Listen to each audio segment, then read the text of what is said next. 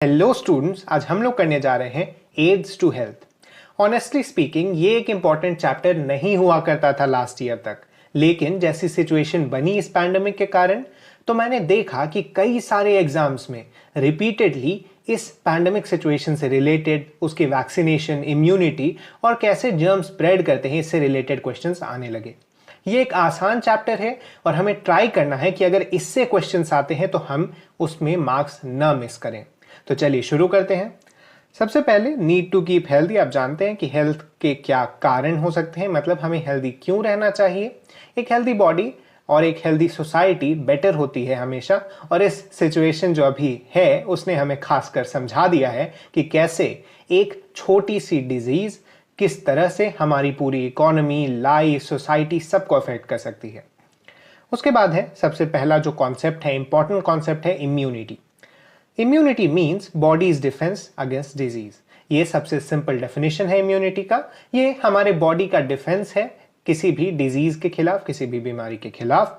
Our body is all the time involve by various harmful substances like pollutants and germs. They may enter our body in the following 4 ways. हमें इन 4 veg के नाम याद रखने हैं, क्योंकि आपसे ऐसे क्वेश्चंस पूछे जा सकते हैं कि what are the common entry points of germs and diseases to our body.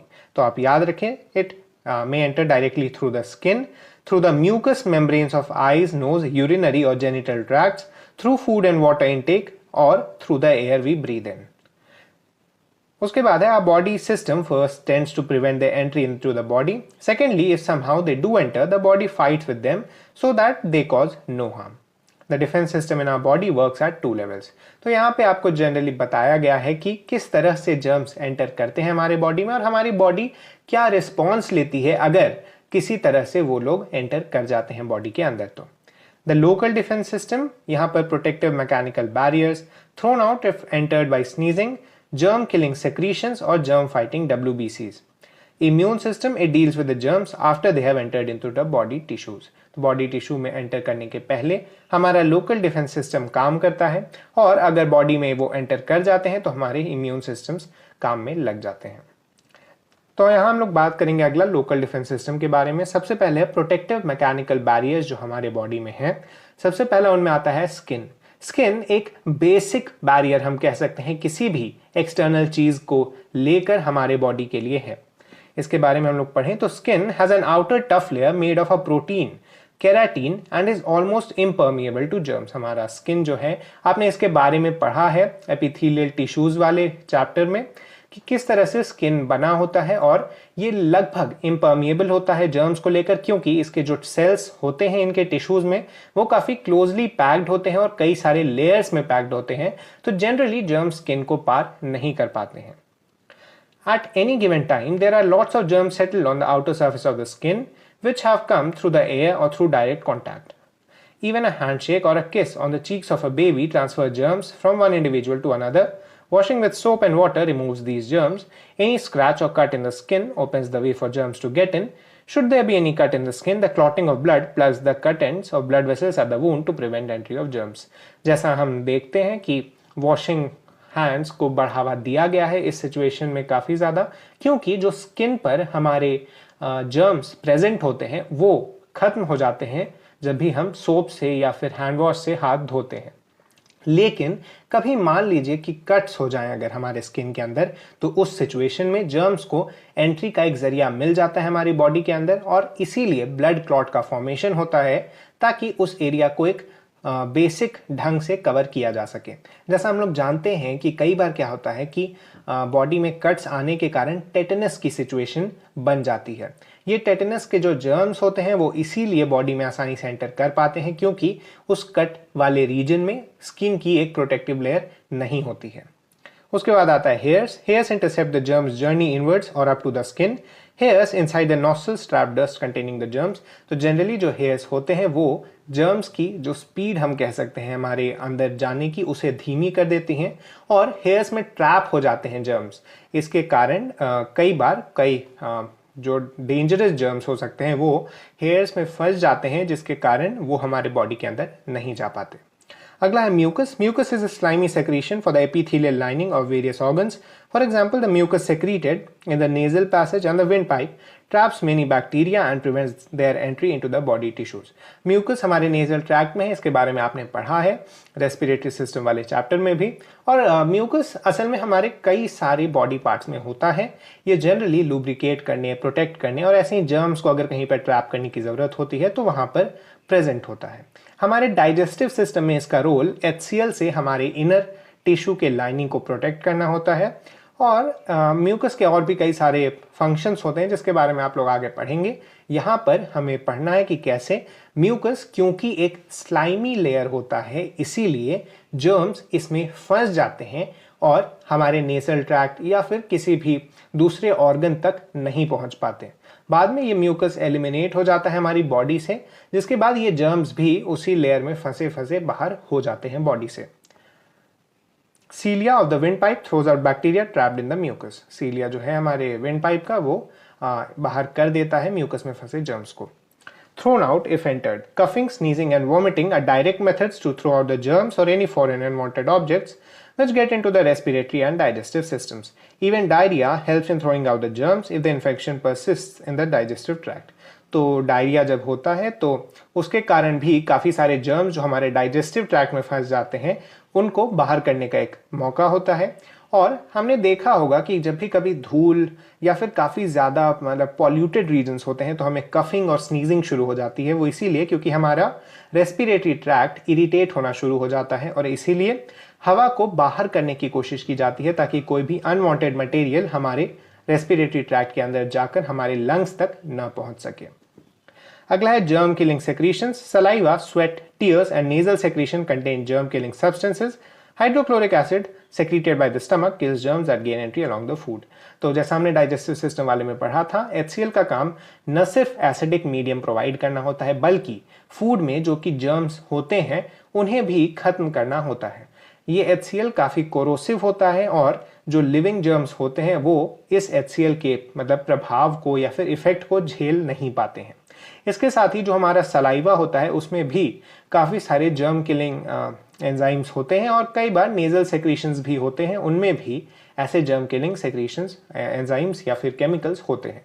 Saliva को इसीलिए आपने देखा होगा कि कई बार क्या होता है कि जो कट्स हो जाते हैं हमारे नॉर्मल बॉडी में भी, तो अगर हमारे पास कोई मेडिसिन या फिर एलम वगैरह अवेलेबल ना हो तो कई बार क्या होता है कि सलाइवा को ही यूज कर लिया जाता है उन कट्स को रोकने के लिए या फिर हम कह सकते हैं एक प्राइमरी सैनिटाइजेशन प्रोवाइड करने के लिए। अगला है germ fighting white blood cells. Should any microbe enter the body system the white blood cells which are also called phagocytes, इसके बारे में हम लोग सर्कुलेटरी सिस्टम में पढ़ेंगे, are ready to fight them. They squeeze out of the walls of the blood capillaries by diapedesis, इसके बारे में भी हम लोग सर्कुलेटरी सिस्टम वाले चैप्टर में पढ़ेंगे। तो होता क्या है कि वाइट ब्लड सेल्स का जो शेप होता है वो अमीबॉइड होता है, मतलब अमीबा के शेप का वो होता है और इसीलिए जब भी वॉल्स के थ्रू उसे निकलने का मौका मिलता है वो बाहर निकल सकता है। वही वाइट ब्लड सेल उन वॉल्स के थ्रू जब निकलता है तो उस प्रोसेस को डायापेडेसिस कहते हैं और इसी डायापेडेसिस के बाद वो जाता है और जर्म्स पे अटैक करके उन्हें खत्म कर देता है and engulf the bacteria or the germs and destroy them. It is called phagocytosis. Pus in a wound, for example, is a mixture of destroyed germs, killed WBCs and damaged tissue cells. Merits of local defense system: they start working instantaneously, they do not depend on previous exposure to infections, they are effective against a wide range of potentially infecting agents. तो होता क्या है कि जो हमारा immune system है वो generally जो प्रीवियस इन्फेक्शंस होते हैं उनके बेसिस पर सीख कर काम करता है, लेकिन जो हमारे लोकल मेजर्स होते हैं वो ऐसे एक्सपीरियंसेस पर काम नहीं करते और उनका जो काम होता है वो हम कह सकते हैं एक तरह से नॉर्मली चलता है, बाय बर्थ हम सीखते हैं या फिर हमारी बॉडी में ये लोग प्रेजेंट होते हैं ऐसे काम करने के लिए। यहाँ पर हम लोग देख सकते हैं जो दो फिगर्स दिए गए हैं, the engulfing of bacteria by white blood cells, phagocytosis a cell forcing its way across capillary, diapedesis white cell attracted towards bacteria, see bacteria engulfed by the white blood cells. The WBC here is neutrophil with 4-lobe nucleus. तो 4-lobe nucleus वगैरह जो categories होती हैं उसके बारे में हम लोग बॉडी फ्लूइड्स वाले चैप्टर में पढ़ेंगे, वो तो इंपॉर्टेंट होती नहीं है जिन भी एग्जाम्स में हम लोग तैयारी कर रहे हैं, लेकिन उनके बारे में हमें जनरली पता होना चाहिए ताकि हम बाकी जो चीज़ें होती हैं, जैसे अभी हमने देख लिया इनका एग्जाम्पल, ऐसी चीज़ों को बेहतर ढंग से समझ सकें। उसके बाद है 2 white blood cells patrolling the alveoli in a human lung. The spherical one is its normal shape. Below is an elongated white cell about to engulf the round particle on the left. Scanning electron microscopic view, highly magnified about 5000 times. तो जो electron microscope होता है उसके through क्या हुआ कि हम biology के काफ़ी सारे स्ट्रक्चर्स जो कि नेकेड आई को विजिबल नहीं होते या फिर नॉर्मल जो लेंस के वाले माइक्रोस्कोप होते हैं उनको विजिबल नहीं होते, उन्हें भी ढंग से देख सकते हैं। जैसा आप देख सकते हैं यहाँ पर काफ़ी मैग्नीफाइड इमेज है WBCs की, और जैसा मैंने आपको बताया था उनका शेप अमीबॉइड होता है, इसीलिए वो लोग किसी भी शेप को धारण कर सकते हैं ताकि जो बैक्टीरिया हो या फिर कोई और भी जर्म हो उसे इंगल्फ किया जा सके। बॉडीज डिफेंस सिस्टम को यहाँ पर दिखाया गया है, आप इस इमेज को देख सकते हैं, जो हमने पढ़ा उसी को थोड़ा पिक्टोरियली रिप्रेजेंट किया गया है यहाँ पे। अगला है immune system. The local defence systems are not effective in all cases and circumstances. Certain microbes और their poisonous secretions do enter the deeper tissues and various organ systems by their special mechanisms of entry or through any breaches in the protective barrier। जैसे हम लोग देखे थे कि cuts वगैरह आ जाने के कारण कई बार ब्रीच हो जाता है ये सिक्योरिटी बैरियर, फर्स्ट लेवल जो होता है, और इसी के कारण कई बार जर्म्स हमारे बॉडी के अंदर हमारे टिश्यूज में जा सकते हैं और इन टिश्यूज के जर्म्स को हटाने के लिए हमें इम्यून सिस्टम की ज़रूरत पड़ती है। At this stage, the blood and other body fluids start fighting against the germs or any other unacceptable foreign substances. The body fluids contain special proteins called antibodies which react with invading germs and antitoxins which react with their poisons to destroy them, and thus they provide protection against diseases. Antibodies ऐसे होते हैं जो कि उन germs से लड़ते हैं और एंटीटॉक्सिन्स ऐसे केमिकल्स होते हैं जो उन जर्म्स के द्वारा सेक्रीटेड पॉइजनस सब्सटेंसेस से लड़ते हैं। ये दोनों काफ़ी इंपॉर्टेंट रोल प्ले करते हैं हमारी इम्यूनिटी में, और हम कह सकते हैं कि हमारी इम्यूनिटी को प्रोवाइड करने में यही दोनों सब्सटेंसेस मेजर रोल प्ले करती हैं। Immunity is the body's resistance to onset of a disease after infection by harmful germs. To define more elaborately, immunity is the capacity of our body to deal with foreign substances that enter our body and to render them harmless. ये definition आप याद रख सकते हैं, वैसे इस definition का कोई काम होगा नहीं। आपसे जनरली जो इम्यूनिटी के और ऊपर जैसा हमने पढ़ा था प्राइमरी लेवल जो हम कहते हैं उनके बीच डिफरेंस पूछे जा सकते हैं, तो आप जनरली ये याद रखें कि जो प्राइमरी लेवल डिफेंस सिस्टम होता है वो स्टॉप करता है नए माइक्रोब्स को घुसने से, और इम्यूनिटी उनके घुस जाने के बाद अपना एक्शन लेता है। काइंड्स ऑफ इम्यूनिटी, ये काफ़ी इंपॉर्टेंट सेक्शन है तो ध्यान से सुने। दे आर कॉल्ड, पहला है इनेट इम्यूनिटी, इसे कहते हैं नेचुरल या native immunity. This immunity is by the virtue of genetic constitutional makeup. It is there in the body without any external stimulation or previous infection. Innate immunity generally हमारे genetic structure के कारण होती है और ये by birth humans में पास होती रहती है, या फिर किसी दूसरे जानवर की जो इनेट इम्यूनिटी है वो उस जानवर की स्पीसीज में जनरेशन बाय जनरेशन पास होती रहती है। Non specific innate immunity, a degree of natural resistance to all infections in general. For example, humans do not suffer from plants, highly infectious diseases or even certain diseases of animals. आपने पढ़ा होगा कि कुछ ऐसे disease होते हैं जो सिर्फ कैटल में, जैसे रेंडर पेस्ट का नाम अगर आपने हिस्ट्री में पढ़ा होगा तो रेंडर पेस्ट कैटल को इन्फेक्ट करने वाला एक डिजीज है, लेकिन ह्यूमंस में हम इसके केसेस नहीं पाते हैं क्योंकि ह्यूमंस को एक ऐसी जनरल इम्यूनिटी मिली हुई है इस तरह के डिजीजेस के खिलाफ। इसके साथ ही कई सारे ऐसे डिजीजेस होते हैं जो कि प्लांट्स में पाए जाते हैं। प्लांट्स के जो सीड्स रेड हो जाते हैं या फिर खराब हो जाते हैं, फ्रूट्स में कई सारे डिजीजेस देखने को मिलते हैं, वैसे डिजीजेस जनरली हम ह्यूमंस में देखते नहीं हैं, और इसी को हम कहते हैं कि ये नॉन स्पेसिफिक इन्नेट इम्यूनिटी के कारण होता है। अगला है specific innate immunity. This is a natural resistance to a particular kind of germs only. Some races or some individuals do not suffer from certain infectious diseases. For example, human beings are immune to highly infectious disease of dogs known as distemper, which kills about 50% of all infested dogs. तो ये किसी specific germs के खिलाफ ही होता है, जैसे ये यहाँ पर एग्जाम्पल दिया गया है डिस्टेम्पर नाम के डिजीज का, जो कि डॉग्स में काफ़ी इन्फेक्शियस होता है लेकिन ह्यूमंस इसके खिलाफ प्रोटेक्टेड होते हैं। इसके साथ ही कभी कभी क्या होता है कि जो इम्यूनिटी होती है वो किसी एक रेस में, मतलब किसी एक लोकेलिटी में रहने वाले लोगों के अंदर डेवलप हो जाती है, जबकि बाकी लोग उससे जनरली अछूते रहते हैं, हम कह सकते हैं। ये पुराने ज़माने में ज़्यादा देखने को मिलता था। अब तो वर्ल्ड ग्लोबलाइज हो गई है, तो लोगों का एक दूसरे से मिलना जुलना और घुलना मिलना ज़्यादा बढ़ गया है। लेकिन पहले ऐसा देखा जाता था कि कुछ कॉन्टिनेंट्स के लोग ज़्यादा इम्यून हो जाते थे कुछ स्पेसिफिक डिजीजेस को लेकर, जबकि जो जैसे अमेरिका के नेटिव लोग थे या फिर ऑस्ट्रेलिया के नेटिव लोग थे, वो लोग इन नए डिजीजेस को देखकर ज़्यादा इम्यूनिटी बिल्डअप नहीं कर पाए थे, और इसीलिए वो काफ़ी ज़्यादा डिजीजेस से सफ़र करते थे जो कि यूरोपियंस अपने साथ लेकर गए थे। और धीरे धीरे करके उनकी जो नेटिव पॉपुलेशन थी वो ख़त्म हो गई थी, इतने ज़्यादा डेथ्स होने लगे थे इन जर्म्स के कारण।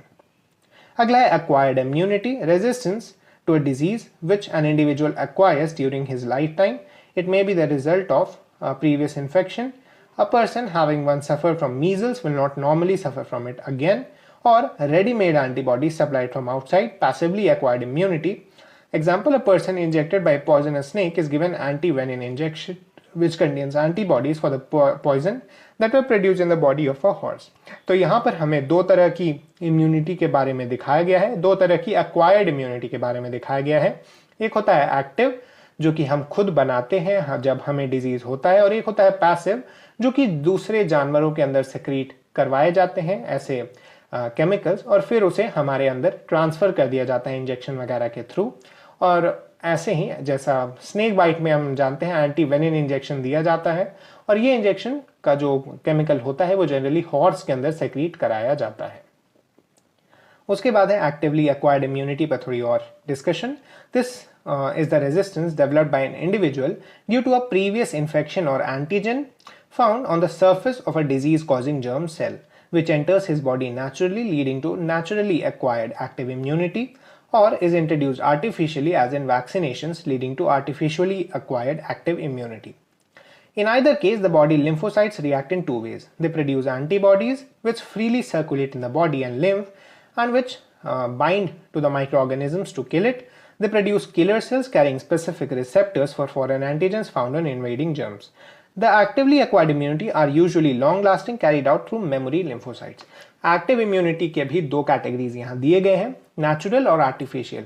नेचुरल क्या होता है कि जब जर्म्स घुस जाते हैं हमारी बॉडी में किसी कारण के वजह, मतलब किसी कारण से, जैसे अगर हमारा जो लोकल प्रोटेक्टिव लेयर है वो ब्रीच हो जाए, जैसे स्किन में अगर कट्स वगैरह आ जाए, तो जनरली देखा गया है कि मीजल्स से जब कोई इंसान एक बार सफ़र कर जाता है तो उसे फिर से ये नहीं होता, या फिर वैक्सीनेशंस के थ्रू जो वीकेंड फॉर्म ऑफ जर्म्स, उसके बारे में हम लोग आगे पढ़ेंगे कि कैसे वीकेंड फॉर्म्स ऑफ जर्म को अंदर आर्टिफिशियली डाला जाता है ताकि कुछ लिम्फोसाइट्स बने और बॉडी उसके लिए इम्यून हो जाए। एक्टिव इम्यूनिटी जो होती है वो एक लॉन्ग लास्टिंग इम्यूनिटी होती है, और हमारे बॉडी में कुछ मेमोरी सेल्स भी होते हैं जो कि याद कर लेते हैं कि ऐसे कौन से एंटीजेंस, ऐसे कौन से एंटीबॉडीज बनाने की ज़रूरत होगी जब अगली बार ऐसे जर्म्स फिर से हमारी बॉडी में आएंगे। तो उसके बाद है अगला पैसिवली एक्वायर्ड इम्यूनिटी। इसमें भी नेचुरल और आर्टिफिशियल होता है। पहला naturally acquired passive immunity, it is the readymade for the pre prepared mothers antibodies may reach the foetus through the placenta. Mother के बॉडी से प्लेसेंटा के थ्रू, जैसा हम पढ़ेंगे रिप्रोडक्टिव सिस्टम वाले चैप्टर में कि कैसे प्लेसेंटा मदर की बॉडी से एम्ब्रायो में जो न्यूट्रिएंट्स होते हैं या फिर इंपॉर्टेंट एंजाइम्स होते हैं या फिर ऐसे एंटीबॉडीज जैसी चीज़ों को ट्रांसफ़र करने में हेल्प करती है, और इसी प्लेसेंटा के थ्रू मदर की बॉडी से जो उनके बच्चे होते हैं, जो फीटस होता है, उस तक पहुंचता है, और ये नेचुरली एक्वायर्ड पैसिव इम्यूनिटी है। अगला है आर्टिफिशियली एक्वायर्ड, जैसा ब्लड ऑफ हॉर्स और some other animals by injecting germs into it. तो हम लोग हॉर्स की बॉडी में ऐसे एंटीजेंस या एंटीबॉडीज प्रोड्यूस करवा लेते हैं और उसको हम लोग फिर ट्रांसफ़र कर देते हैं ह्यूमन बॉडीज़ में। ऐसा जनरली देखा जाता है ऐसे इन्फेक्शंस में जो कि डेडली हो सकते हैं, और उनका इलाज कर पाना ज़रूरी होता है एक इमीडिएट बेसिस पर। यहाँ पर दिया गया Haffkine's institute in Bombay and another institute in Kasauli are preparing several such anti-sera anti-venin for treating snake bite is also based on the same principle.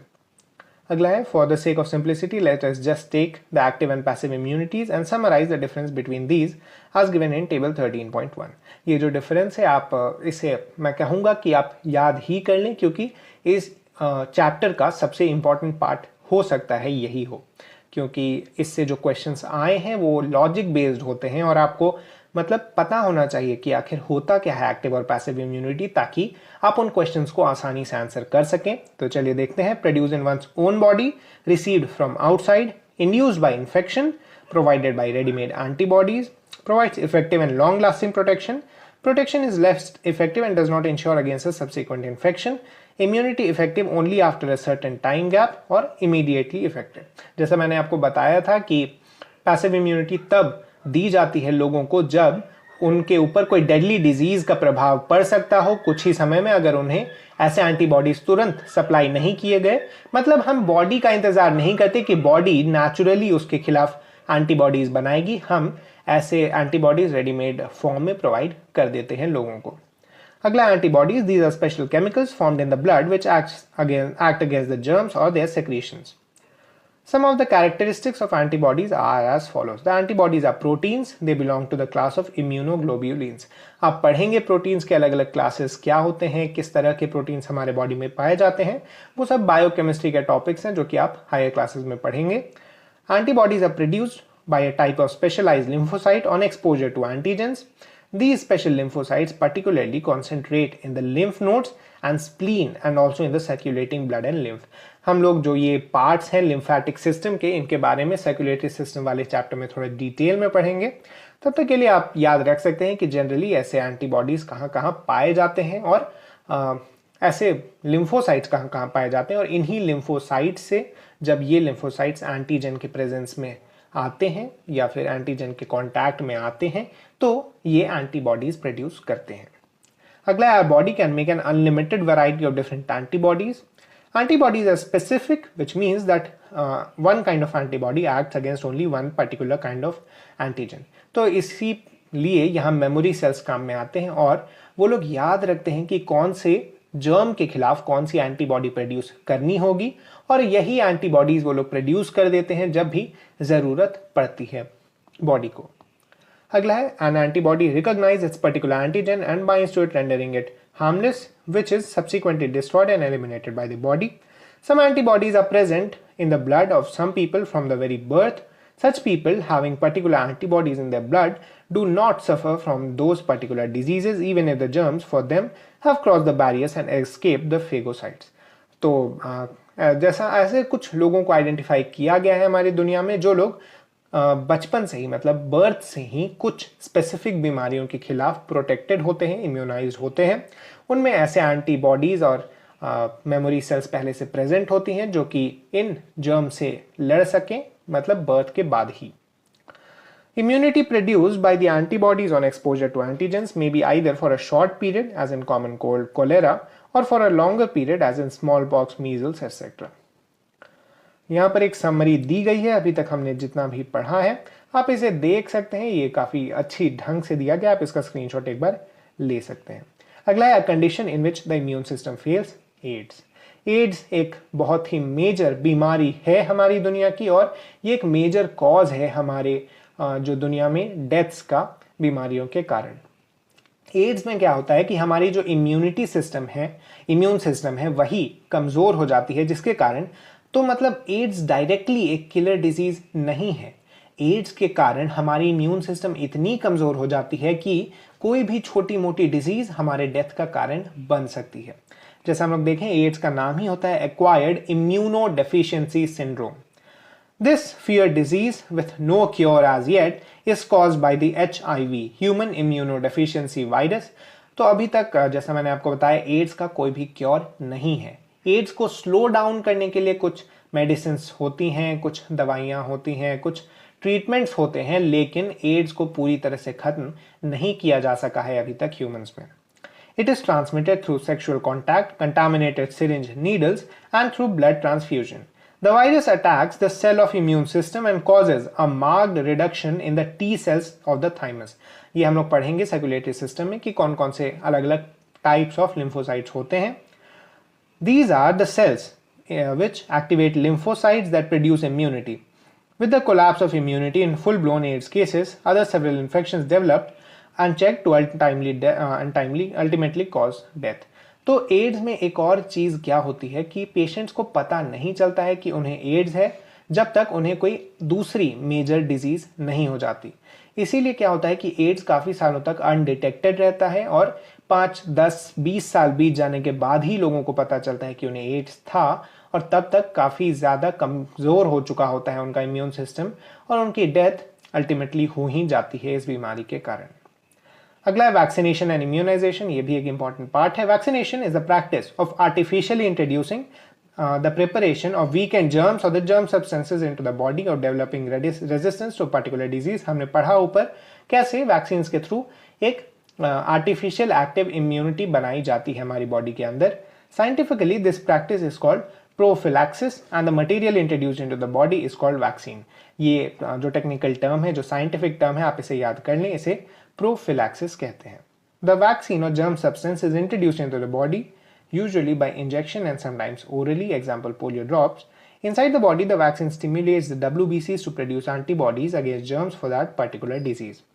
The term vaccine and vaccination were originally used for vaccination against smallpox, but now these are used in a general sense. तो smallpox जैसा आप लोग जानते होंगे कि पहली vaccine थी, मतलब पहला डिजीज था जिसे वैक्सीनेशन के थ्रू इरेडिकेट किया गया था हमारी दुनिया से। अब स्मॉलपॉक्स के कोई भी केसेस नहीं आते, तो वैक्सीनेशन का टर्म जो यूज़ हुआ था वो जनरली उसी स्मॉल पॉक्स के लिए यूज़ हुआ था, लेकिन अब ये एक ज़्यादा जनरल सेंस में यूज़ होता है और आपने देखा होगा कि अभी के सिचुएशन में भी वैक्सीनेशन टर्म को ही यूज़ किया जा रहा है।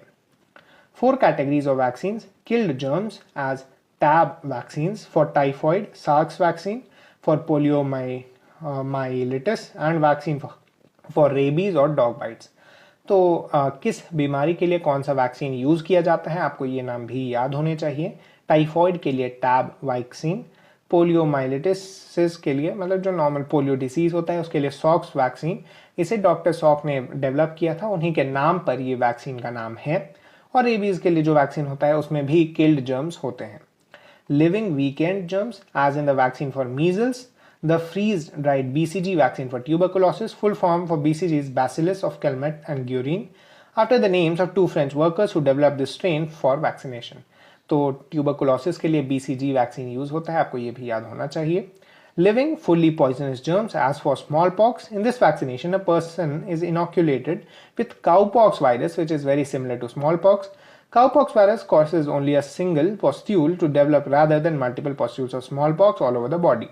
Vaccination by cowpox vaccine protects from smallpox as well. The smallpox vaccine are no more given because the disease has been totally eradicated according to present day records. Smallpox के लिए जो cowpox disease की vaccines use की जाती हैं, ये Edward Jenner के ही द्वारा डेवलप्ड एक मेथड था। इसमें क्या हुआ था कि जो मिल्क मेड्स होती थी उस समय की, उन्हें काउपॉक्स हो जाता था, लेकिन वो लोग स्मॉल पॉक्स से इम्यून हो जाती थी। इसी प्रिंसिपल को उन्होंने काम में लिया और उन्होंने काउपॉक्स की जो पॉइजनस जर्म्स होते थे उनसे लोगों को इन्फेक्ट करना शुरू किया, जिसके बाद वो लोग स्मॉल पॉक्स के खिलाफ भी इम्यून होते गए। आज के डेट में स्मॉल पॉक्स खत्म हो चुका है पूरी दुनिया से, except for a few backward regions. Africa के कुछ ऐसे एरियाज हैं जहाँ पर अभी भी स्मॉल पॉक्स के कुछ 1-2 केसेस आते हैं, लेकिन ऑन पेपर हम कह सकते हैं कि इसे पूरी दुनिया से इरेडिकेट कर दिया गया है। Toxoid, inactivated toxins secreted by bacteria for diphtheria and tetanus. These toxins are made harmless by the addition of dilute formalin, yet retaining the capacity to produce antibodies. Attempts are being made to develop a vaccine against AIDS also. Let us pray we succeed in it. AIDS के खिलाफ भी एक vaccine बनाना काफ़ी ज़रूरी है क्योंकि एक major cause of death है लोगों में। वैक्सीनेशन की यहाँ पे डेफिनेशन दी गई है, आप इन्हें याद कर सकते हैं। Immunization against some common infectious diseases have been taken up in India on a mass scale with attempt to cover the entire population. The national immunization schedule is as follows. यहाँ पर आप देख सकते हैं कि किस एज पर हमारे जो इंडिया के चिल्ड्रन होते हैं उन्हें वैक्सीनेट किया जाता है अलग अलग वैक्सीन से। यहाँ पर आप देखें तो पोलियो की जो वैक्सीन्स होती हैं वो कई बार दी जाती हैं। जैसा आपको पता है कि पोलियो को इंडिया से इरेडिकेट कर दिया गया है इस वैक्सीनेशन एफर्ट के कारण, लेकिन अभी भी अटेम्प्ट्स किए जाते हैं कि कोई नया डिजीज़ किसी और जगह से न आए हमारी कंट्री में, इसीलिए अभी भी बच्चों को वैक्सीनेट किया जाता है पोलियो वैक्सीन से। अगला है antitoxins, more appropriately called antibodies. The term toxin and antitoxin. Toxin is a general term used for any poisonous substance produced by an animal or a plant or a bacterium. Example, snake के venom को poisons कहा जाता है, poison और scorpion insects वगैरह को भी poison कहा जाता है, जिसे टॉक्सिन भी हम लोग कहते हैं। इसी टॉक्सिन के खिलाफ जो भी चीज़ें हमारी बॉडी प्रोड्यूस करती हैं उन्हें एंटीटॉक्सिन्स कहा जाता है। जैसे यहाँ लिखा है, antitoxin was name given to any chemical substance produce inside the body in response to the entry of foreign poisonous substance. Antivenin for snake bites are produced against animals inside animals like horses. Presently, a more general term antibody is used instead of antitoxin. Antibody is a blood serum protein produced in response to an injected antigen. तो अब antibodies नाम का use किया जाता है और antitoxin का usage अब धीरे धीरे कम कर दिया गया है। Suppose someone has actually got a disease such as diphtheria. In such a case, injecting pre-prepared antibodies from other source is helpful. For this, an antibody containing serum, popularly called antiserum, is obtained from the blood of horses, rabbits, etc., in which the disease is artificially produced in the mild form. Treatment with such antibodies is called passive immunization, जिसके बारे में हमने ऊपर पढ़ा था। Hopkins Institute of Bombay and the Institute in Kasauli are preparing several such antisera. Antivenin for treating snake bite is also based on the same principle. जैसा हमने ऊपर पढ़ा था इसके बारे में। Antiseptic and disinfectants prevent catching diseases.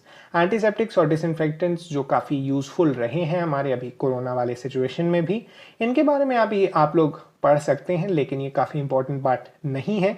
आपको बस पता होना चाहिए कि कौन कौन से केमिकल्स यूज़ होते हैं, क्योंकि जब आपसे पूछा जाएगा तो आपसे डेटॉल या लाइजॉल या फिर बाकी एंटीसेप्टिक्स के बारे में नहीं पूछा जाएगा, उनमें यूज़ होने वाले केमिकल्स के बारे में पूछा जाएगा। यहाँ पे आप देख सकते हैं लाइसोल, कार्बोलिक एसिड, फिनॉल जिसे कहते हैं, आयोडीन, बेंजोइक एसिड, मर्क्यूरोक्रोम और boric acid in dilute solutions are good antiseptics. इसके बाद disinfectants, commonly use disinfectants and cresol, phenol, lysol, 40% formalin, lime, Bordeaux mixture, DDT etcetera. यहाँ पर उसके बाद एंटीसेप्टिक्स और डिसइंफेक्टेंट्स के बीच डिफरेंस दिया गया है। एंटीसेप्टिक्स माइल्ड होते हैं जबकि डिसइंफेक्टेंट्स स्ट्रॉन्ग होते हैं।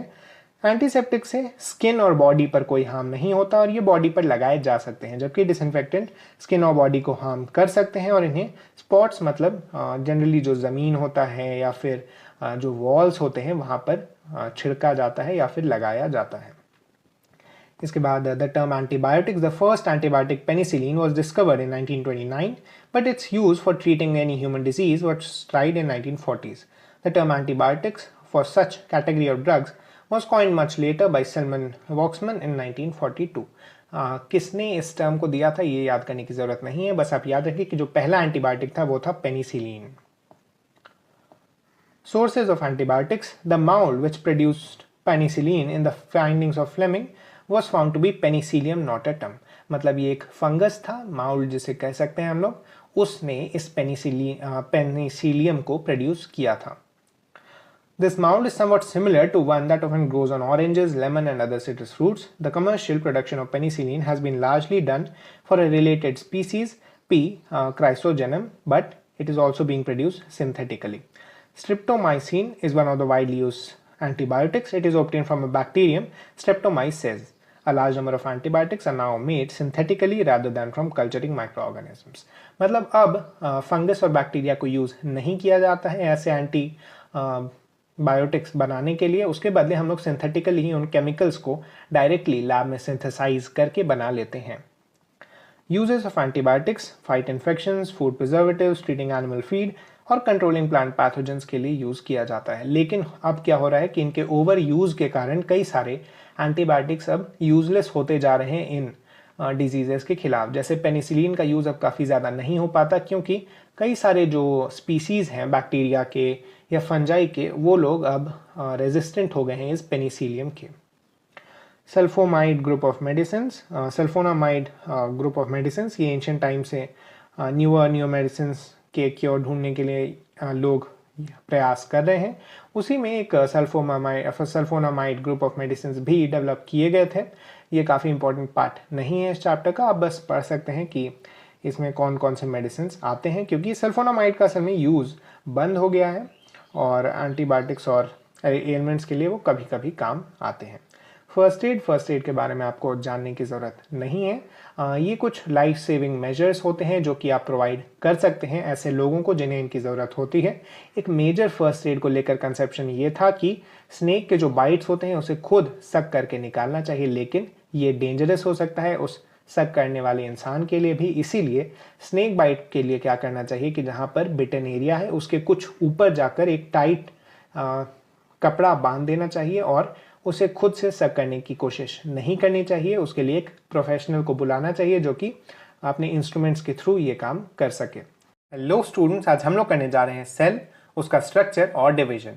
इस चैप्टर को काफ़ी इंपॉर्टेंट माना जा सकता है एग्जाम पॉइंट ऑफ व्यू से, क्योंकि हर एग्जाम में इससे काफ़ी सारे क्वेश्चंस देखे गए हैं।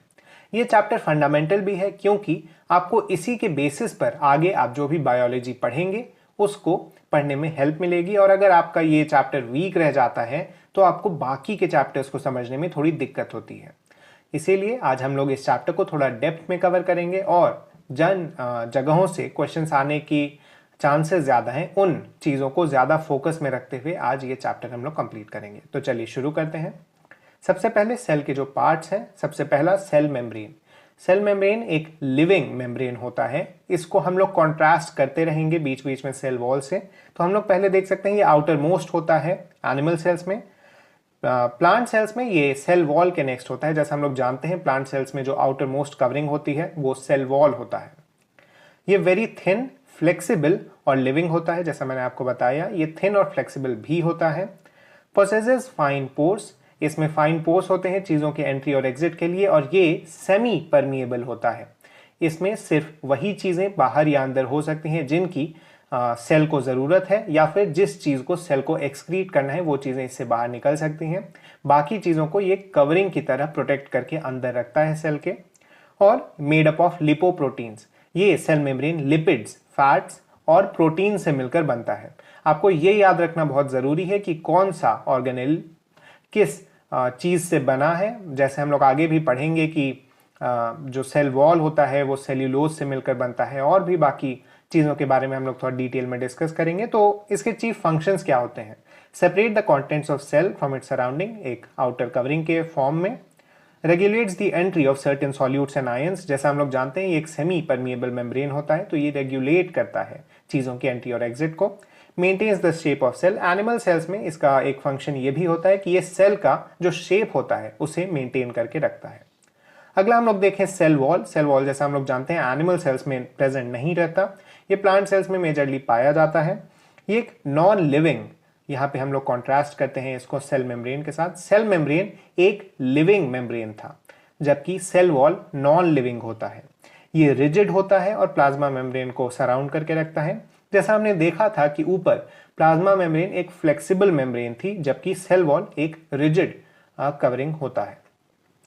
मेनली कंपोज्ड ऑफ सेल्यूलोज, ये सेल्यूलोज से बनता है और फ्रीली परमिएबल होता है। ये याद रखना काफ़ी ज़रूरी है कि प्लाज्मा मेम्ब्रेन सेमी परमिएबल होता है, जबकि सेल वॉल फ्रीली परमिएबल होता है। मतलब ये किसी चीज़ को रेगुलेट नहीं करता, इससे फ्रीली आयंस और मॉलिक्यूल्स अंदर या बाहर जा सकते हैं। ये रिजिडिटी देता है प्लांट सेल को, और शेप भी। Allow substances in solution to enter and leave the cell without hindrance, जैसा हम लोग जानते हैं ये फ्रीली परमिएबल होता है, तो बिना हिंड्रेंस के ये सभी आयंस या सॉल्यूट्स को अंदर या बाहर जाने देता है। Provides protection. अगला है cytoplasm. All the parts together inside the plasma membrane excluding nucleus, nucleus के अलावा जितनी भी चीजें प्लाज्मा मेम्ब्रेन के अंदर होती हैं उन्हें साइटोप्लाज्म कहा जाता है। Contains a mixture of water and soluble inorganic and organic compounds and various organelles. Different organelles contain in it perform different functions, जैसे हम लोग जानते हैं उनके functions के बारे में भी हम लोग पढ़ेंगे। तो सारे organelles present होते हैं इसी cytoplasm के अंदर। All metabolic activities occur in it. Medium of earlier steps of respiration, हम लोग respiration वाले चैप्टर में पढ़ेंगे कि जो respiration का first step होता है सेल के अंदर वो सेल साइटोप्लाज्म में ही होता है, और एनारोबिक रेस्पिरेशन पूरी तरह से ही साइटोप्लाज्म के अंदर होता है। तो इन चीज़ों के बारे में हम लोग फर्दर चैप्टर्स में पढ़ेंगे। अभी आप इसे एक फंक्शन के तौर पे याद रख सकते हैं। अगला है एंडोप्लाज्मिक रेटिकुलम। ये एक इरेग्युलर नेटवर्क होता है ट्यूब्यूलर डबल मेम्ब्रेन से घिरा हुआ।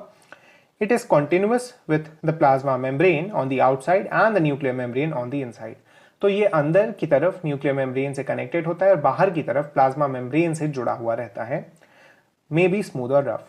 दो तरह के एंडोप्लाज्मिक रेटिकुलम्स होते हैं, रफ एंडोप्लाज्मिक रेटिकुलम और स्मूथ एंडोप्लाज्मिक रेटिकुलम। जैसा हम लोग जानते हैं रफ एंडोप्लाज्मिक रेटिकुलम प्रोटीन्स की सिंथेसिस में हेल्प करता है और स्मूथ वाला फैट्स और लिपिड्स जो होते हैं उनके सिंथेसिस और ब्रेकडाउन में हेल्प करता है।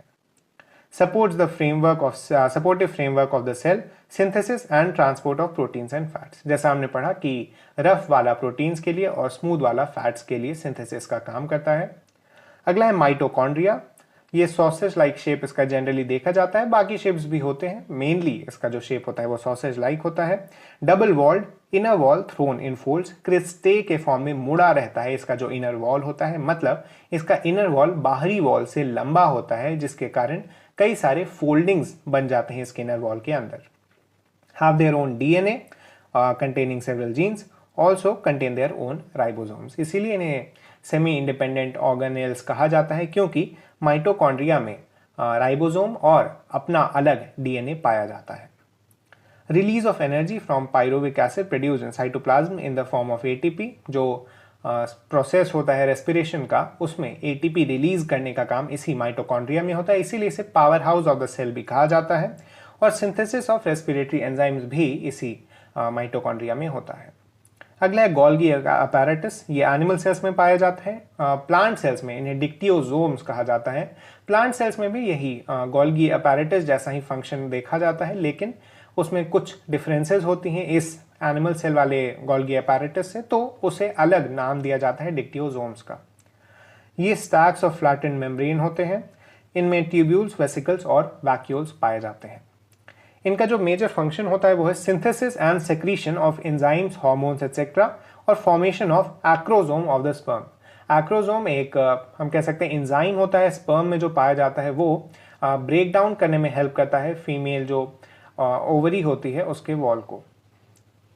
अगला है nucleus. Nucleus largest cell organelle होता है, mostly spherical and dense, nuclear membrane with pores to allow substances to enter and leave. जैसा हमने देखा था साइटोप्लाज्म की ही तरह न्यूक्लियर मेम्ब्रेन में सेलुलर मेम्ब्रेन की ही तरह न्यूक्लियर मेम्ब्रेन में भी पोर्स होते हैं जो कि अंदर और बाहर आने में हेल्प करते हैं सब्सटेंसेस को, और contains network of thread like structures called chromatin fibres which contain the DNA. तो न्यूक्लियस में ही जो डीएनए होता है, मतलब जो जेनेटिक इंफॉर्मेशन को हेल्प करता है एक जनरेशन से अगले में जाने में, वो मटेरियल भी इसी सेल के न्यूक्लियस में प्रेजेंट होता है। Regulates the cell functions. Nucleus हम कह सकते हैं ब्रेन ऑफ द सेल की तरह काम करता है। ये सेल के अलग अलग ऑर्गेनेल्स के फंक्शंस को रेगुलेट करता है। If remove the cell dies, जैसा हम लोग जानते हैं कि क्योंकि ये कंट्रोल करता है सभी ऑर्गेनेल्स को, तो न्यूक्लियस को हटा देने से सेल की डेथ हो जाती है। Contains chromosomes, bearers of genes to control the hereditary characters. अगला है nucleolus. Nucleolus one or more round shape nucleoli inside the nucleus. Nucleolus nucleus के अंदर प्रेजेंट होते हैं। Produce ribosomes, participate in protein synthesis by forming and storing RNA. ये एक important function है, आप इसे याद कर सकते हैं कि न्यूक्लियोलस में प्रोटीन सिंथेसिस में हेल्प मिलती है आरएनए के प्रोडक्शन से, और उसके फॉर्मेशन के साथ साथ स्टोरिंग में भी ये हेल्प करता है। Dictates ribosome to synthesise proteins. Ribosome का प्रोटीन सिंथेसिस वाला पार्ट जो है वो हम लोग बायोमोलिक्यूल जैसे चैप्टर में थोड़ा डिटेल में पढ़ेंगे कि किस तरह से कौन कौन से एंजाइम्स या कौन कौन से केमिकल्स रिलीज होते हैं जिससे डिक्टेट किया जाता है राइबोसोम्स को प्रोटीन सिंथेसिस करने के लिए। अगला है chromatin fibres. The network of resting stage in the nucleus condense into chromosome during cell division made up of DNA threads. हम लोग सेल डिवीजन के बारे में आज ही की वीडियो में पढ़ेंगे। उसमें हम लोग देखेंगे कि कैसे ये क्रोमैटिन फाइबर्स क्रोमोसोम्स में कन्वर्ट हो जाते हैं सेल डिवीजन के time. Chromosomes carry hereditary information और द जीन्स। ये न्यूक्लियस के अंदर प्रेजेंट होते हैं और ये हेरिडिटरी इन्फॉर्मेशन को कैरी करने में हेल्प करते हैं। अगला है vacuoles. Vacuoles clear spaces with water और other substances in solution. Plant cells have larger vacuoles with animal cells have fewer and smaller ones covered by a covering called tonoplast। ये याद रखना काफ़ी ज़रूरी है कि वैक्यूल्स के कवरिंग को टोनोप्लास्ट कहा जाता है। इसमें कई सारे अलग अलग सब्सटेंसेस स्टोर किए जाते हैं, कई बार वाटर, कई बार कुछ वेस्ट मटेरियल्स भी इनमें स्टोर किए जाते हैं, टॉक्सिन्स जैसे। तो ये सारी चीज़ें वैक्यूल्स में ही स्टोर होती हैं। Storage of water and other substances, food, pigments and waste products give turgidity to plant cell by pressing against the cell wall। तो ये अंदर से एक प्रेशर क्रिएट करता है, क्योंकि इसमें वाटर या फिर अलग अलग सब्सटेंसेस प्रेजेंट होते हैं, तो ये अंदर की तरफ से एक प्रेशर अप्लाई करता है, जिससे टर्जिडिटी का फॉर्मेशन होता है प्लांट सेल्स में। अगला है granules. Granule small particles, crystals या ड्रॉपलेट्स होते हैं। ये starch, plant cells, glycogen and animal cells and fat containing granules serve as food for the cell. जैसा हम लोग जानते हैं कि प्लांट सेल्स में स्टोर होता है स्टार्च के फॉर्म में, एनिमल सेल्स में ग्लाइकोजन के फॉर्म में, तो ये सारे इन सब के ग्रैन्यूल्स फूड की तरह काम करते हैं सेल के लिए। अगला हम लोग डिफरेंसेस कुछ देखते हैं प्लांट और एनिमल सेल में। प्लांट सेल्स सेल वॉल के रेस्पेक्ट में जैसा हमने देखा कि एनिमल सेल्स में प्रेजेंट नहीं होता है, प्लांट सेल में प्रेजेंट होता है। सेंट्रोजोम प्लांट सेल्स में एब्सेंट रहते हैं। ये आपको याद रखने की जरूरत है कि centrosomes are only found in the animal cells, they help in the cell division process. Animal cells में अलग प्लेट्स की तरह कुछ स्ट्रक्चर्स होते हैं जो कि सेंट्रोजोम जैसा ही काम करते हैं डिवीजन के टाइम। वैक्यूल्स प्लांट सेल्स में प्रेजेंट होते हैं और प्रोमिनेंट होते हैं, एक से ज्यादा भी हो सकते हैं। एनिमल सेल्स में काफी छोटे या टेम्पररी वैक्यूल्स पाए जाते हैं या फिर नई भी पाए जाते हैं कई सारे एनिमल सेल्स के अंदर। प्लास्टिड्स प्रेजेंट होते हैं, प्लास्टिड्स कलरिंग पिगमेंट्स की तरह काम करते हैं प्लांट सेल्स के अंदर, जबकि एनिमल्स में प्लास्टिड्स प्रेजेंट नहीं होते हैं। Size generally animal cell plant cells का लार्ज होता है और एनिमल सेल्स का छोटा होता है। साइटोप्लाज्म काफी डेंस नहीं पाया जाता प्लांट सेल्स में, जबकि प्लांट सेल के मुकाबले एनिमल सेल का साइटोप्लाज्म थोड़ा ज्यादा डेंस और ग्रैन्युलर होता है। ग्रैन्युलर मतलब ग्रैन्यूल्स का जो नंबर होता है वो ज्यादा होता है एनिमल सेल्स के अंदर। Arrangement of cytoplasm, only one thin lining of cytoplasm only pushed to the periphery. Cytoplasm fills almost the entire cell। तो साइटोप्लाज्म क्योंकि प्लांट सेल्स में एक लार्ज वैक्यूल प्रेजेंट होता है, तो उसके कारण जनरली क्या देखा जाता है कि साइटोप्लाज्म बॉर्डर्स की तरफ पुश कर दिया जाता है, जबकि एनिमल सेल्स में ऐसा नहीं होता। एनिमल सेल्स में एक प्रोमिनेंट रूप में फिल करता है पूरे सेल को ये साइटोप्लाज्मिक फ्लूइड। आगे हम लोग देखें कि थोड़ा सा जूम इन करके हम लोग कह सकते हैं कि कैसे एक के बाद एक लेयर्स खुलती जाती हैं सेल के अंदर। तो सबसे पहले यहाँ पर सेल फिर न्यूक्लियस के अंदर का पोर्शन थोड़ा सा दिखाया गया है, क्रोमैटिड फाइबर्स को यहाँ पर लेंदेन करके और जूम इन करके हम लोग कह सकते हैं कि कैसे उसके अंदर प्रोटीन्स और जेनेटिक मटेरियल अलग अलग फॉर्म में स्टोर होता है। तो हम लोग देख सकते हैं डीएनए के अंदर हिस्टोन प्रोटीन और उसके बाद डबल हेलिक्स स्ट्रक्चर जो होता है डीएनए का, वो दिखाया गया है। आगे हम लोग आते हैं सेल डिवीजन पे। सेल डिवीजन जनरली 2 प्रोसेसेस से होता है, एक और तीसरी प्रोसेस भी होती है, लेकिन उसके बारे में आपको बहुत ज़्यादा पढ़ने की ज़रूरत नहीं है। हम लोग यहाँ पर मेजरली माइटोसिस की बात करेंगे, मेयोसिस पे भी हम लोग थोड़ी डिस्कशन कर लेंगे, लेकिन उसके अलावा हम लोग ज़्यादा डिटेल में नहीं जाने वाले हैं। सेल डिवीजन सबसे पहले इंटरफेज होता है जिसको रेस्टिंग फेज कहा जाता है। यहाँ पर क्रोमोसोम्स में ज़्यादा चेंजेस देखने को नहीं मिलते, लेकिन डीएनए में सिंथेसिस, डीएनए की सिंथेसिस होती रहती है। यहाँ पर एक कंपैरिजन टाइप का भी हम लोग कह सकते हैं कि प्लांट सेल्स और एनिमल सेल्स में किस समय क्या होता रहता है, उसको यहाँ पर दिखाया गया है। तो आप इसको ढंग से ऑब्जर्व भी करते चलें जैसे हम लोग फेजेस को पढ़ते रहेंगे। अगला है प्रोफेज, प्रोफेज ए और B. Centrioles start moving apart and reach the opposite pole. जैसा हमने पढ़ा था कि एनिमल सेल्स में सेंट्रियोल्स प्रेजेंट होते हैं, वो ऑपोजिट पोल्स की तरफ जाते हैं। Chromosomes become distinct. Chromatid fibre जैसा हमने पढ़ा था कि जब सेल डिवीजन होता है तो वो कंडेंस होकर क्रोमोसोम्स बना लेती हैं। Chromosomes are already duplicated as paired chromatids. Sister chromatids attach to each other at a small region called centromere. तो जहां पर सिस्टर क्रोमैटिड्स अटैच होती हैं एक दूसरे से, उस रीजन को सेंट्रोमियर कहते हैं। ये याद रखने वाली चीज है, इसको आप याद रखें। Sister chromatids attach to each other at a small region centromere. Spindle fibers appear between daughter centrioles. Nuclear membrane and nucleolus disappears. तो जैसा हमने पढ़ा था कि न्यूक्लियस को डिस्टिंक्ट रखने में हेल्प करता है न्यूक्लियर मेम्ब्रेन, लेकिन सेल डिवीजन के टाइम ये न्यूक्लियर मेम्ब्रेन वैनिश हो जाता है और न्यूक्लियोलस भी खत्म हो जाता है सेल के अंदर से। अगला आता है metaphase. Each centrosome gets attached to spindle by its centromere. Chromosomes lined up at one plane at the equator. ये इसमें याद रखने की जरूरत है कि मेटाफेज में जो क्रोमोसोम्स होते हैं या क्रोमैटिड्स होती हैं वो एक लाइन में अरेंज हो जाती हैं इक्वेटर के पास। तो ये इस फेज का एक मेजर फीचर होता है जिससे क्वेश्चंस मैंने देखे हैं कि अलग अलग एग्जाम्स में आते हैं। अगला है anaphase. Centromere attaching the two chromatids divides, the two sister chromatids of each chromosome separate and are drawn apart towards opposite poles pulled by shortening of spindle fibers। तो जैसा हमने देखा कि पहले स्पिंडल फाइबर्स फॉर्म हुई, वो जाकर centromere से अटैच हुई और अब स्पिंडल फाइबर्स शॉर्टन होना शुरू हो जाती हैं, जिसके कारण जो क्रोमैटिड्स होती हैं वो ऑपोजिट पोल्स की तरफ अट्रैक्ट होनी शुरू हो जाती हैं। मतलब स्पिंडल फाइबर्स में अटैच थी वो, और स्पिंडल फाइबर जब छोटे होने लगते हैं तो उसके कारण जो क्रोमैटिड्स होते हैं वो ऑपोजिट पोल्स की तरफ मूव करने लगती हैं। A furrow starts in the cell membrane at the middle of the animal cell. यही फरो आगे चलकर ब्रेक कर देती है सेल को दो पार्ट्स में। जैसा मैंने आपको बताया था कि प्लांट सेल्स में एक सेल प्लेट बनता है, उसके बारे में हम लोग यहाँ नीचे टेलोफेज वाले डायग्राम में देख सकते हैं कि प्लांट सेल्स में फरो का फॉर्मेशन नहीं होता, क्योंकि हम लोग जानते हैं कि प्लांट सेल्स में एक सेल वॉल होती है जिसके कारण सेल मेम्ब्रेन को बहुत ज़्यादा रोल प्ले करने नहीं मिलता है, और इसीलिए वहाँ पर एक प्लेट का फॉर्मेशन होता है, सेल प्लेट जिसे कहते हैं। उससे जो डिवीजन होता है उसको अलग अलग दो सेल्स में डिवाइड करने में हेल्प मिलता है। टेलोफेज में two sets of daughter chromosomes reach opposite poles, spindle fibres disappear, chromatids thin out in the form of chromatin fibres, nuclear membrane is form, the cleavage furrow starts deepening, nucleoli reappear. तो जैसा हम लोग देख सकते हैं telophase आते आते सारी चीज़ें जो सेल की थी वो नॉर्मलाइज होना शुरू हो जाती हैं, और जो न्यूक्लियोलस डिसअपियर हुआ था वो वापस फॉर्म हो जाता है, न्यूक्लियर मेम्ब्रेन फिर से बन जाती है, क्रोमैटिड जो क्रोमोसोम्स बन गए थे वो सब फिर से क्रोमैटिन फाइबर्स में कन्वर्ट होने लगते हैं। तो सेल अब पूरी तरह से डिवाइड होने के लिए तैयार होता है।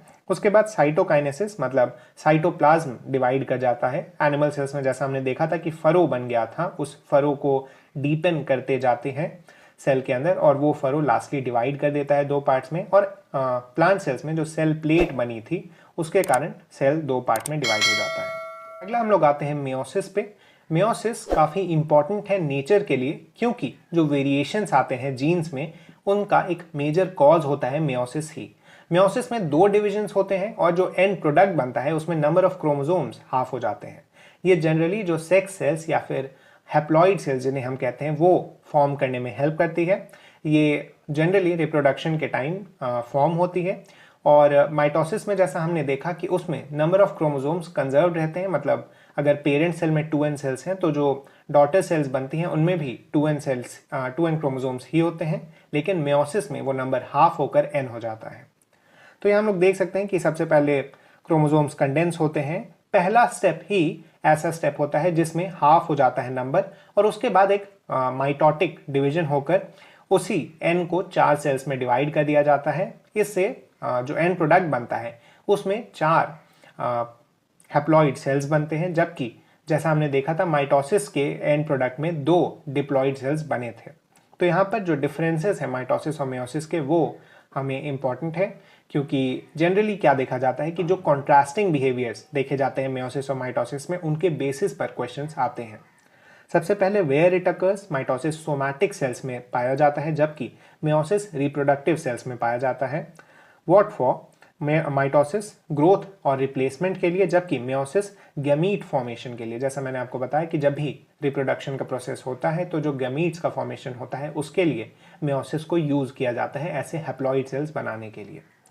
When it occurs, mitosis through out life होता है, जबकि मेयोसिस एक्टिव रिप्रोडक्टिव एज के टाइम होता है। इसके बारे में हम लोग रिप्रोडक्टिव सिस्टम वाले चैप्टर में पढ़ेंगे कि कैसे जो ह्यूमंस में होता है एक्टिव रिप्रोडक्टिव एज, उसी के दौरान इन हैप्लॉइड सेल्स का फॉर्मेशन होता है बॉडी में। नंबर ऑफ डॉटर सेल्स 2 बनते हैं माइटोसिस में और 4 बनते हैं मेयोसिस में, जैसा मैंने आपको बताया। Number of chromosomes, full set of chromosomes is pass to each daughter cell, this is the diploid number of chromosomes, जबकि मेयोसिस में हैप्लॉइड नंबर ऑफ क्रोमोसोम जबकि जो कि n होता है वो पास ऑन होता है डॉटर सेल्स के लिए। नंबर ऑफ न्यूक्लियर डिविजन्स, एक न्यूक्लियर डिवीजन के रिजल्ट के फॉर्म में माइटोसिस होता है, जबकि मेयोसिस में 2 न्यूक्लियर डिविजन्स देखने को मिलते हैं। उनमें से एक मेयोटिक डिवीजन होता है जबकि एक माइटोटिक डिवीजन जैसा ही होता है। अगला है identity of chromosomes and genes in daughter cells, identical होते हैं माइटोसिस में, जबकि रैंडमली असॉर्टेड होते हैं मेयोसिस में। जैसा मैंने आपको बताया कि जो वेरिएशंस प्रोड्यूस होते हैं जीन्स में और नेचर में, वो मेयोसिस के रिजल्ट के फॉर्म में ही प्रोड्यूस होते हैं, और इसीलिए मेयोसिस काफ़ी इंपॉर्टेंट है जेनेटिक वेरिएशंस लाने के लिए, और नेचर में अलग अलग हम कह सकते हैं कि वेरिएशंस को देखने जो हम लोग को मिलता है वो मेयोसिस का ही रिजल्ट होता है। अगला है सम मोर पॉइंट्स। सबसे पहला, डीएनए का जो स्ट्रक्चर होता है वो डबल हेलिक्स स्ट्रक्चर होता है। ऊपर हमने जो जूम इन डायग्राम था उसमें देखा था कि कैसे डीएनए का जो स्ट्रक्चर हो रहा था वो डबल हेलिकल, एक हम कह सकते हैं लैडर की तरह था जो दो तरफ से चल रहा था, और इसे ही डबल हेलिकल स्ट्रक्चर कहा जाता है। किसने इस स्ट्रक्चर को ढूंढा था ये बहुत इंपॉर्टेंट नहीं है, आपको बस याद रखना है कि इसका स्ट्रक्चर कैसा दिखता है। दूसरा है कि न्यूक्लियोटाइड्स जो होते हैं उनमें फॉस्फेट, शुगर और नाइट्रोजनस बेस होता है। इसके बारे में आप लोग बायोमोलिक्यूल्स वाले चैप्टर में थोड़ा डिटेल में पढ़ेंगे, अभी वो बहुत ज़्यादा ज़रूरी नहीं है। नाइट्रोजनस बेसिस जो होते हैं एडेनिन, थाइमीन, ग्वानिन और साइटोसिन, इनमें जो पेयर्स बनते हैं वो एडेनिन और थाइमीन के बनते हैं 2 हाइड्रोजन बॉन्ड से जुड़े, जबकि ग्वानिन और साइटोसिन 3 हाइड्रोजन बॉन्ड से जुड़कर बनते हैं। तो हमने जो डबल हेलिकल स्ट्रक्चर देखा था डीएनए का, उसमें यही हो रहा था कि जो प्रोटीन्स होते हैं वो एक दूसरे से हाइड्रोजन बॉन्ड से कनेक्टेड होते हैं, और इसी के कारण जो डीएनए का स्ट्रक्चर उस तरह का दिखता है। हेलो स्टूडेंट्स, आज हम लोग करने जा रहे हैं डाइवर्सिटी एंड क्लासिफिकेशन। ये क्लास 9th की एनसीईआरटी में दिया गया था और हम लोग उसे ही बेस मानकर आगे की पढ़ाई करेंगे, और हम लोग यहाँ पर जो इंपॉर्टेंट चीज़ें हैं याद रखने वाली उन पर ज़्यादा फोकस करेंगे।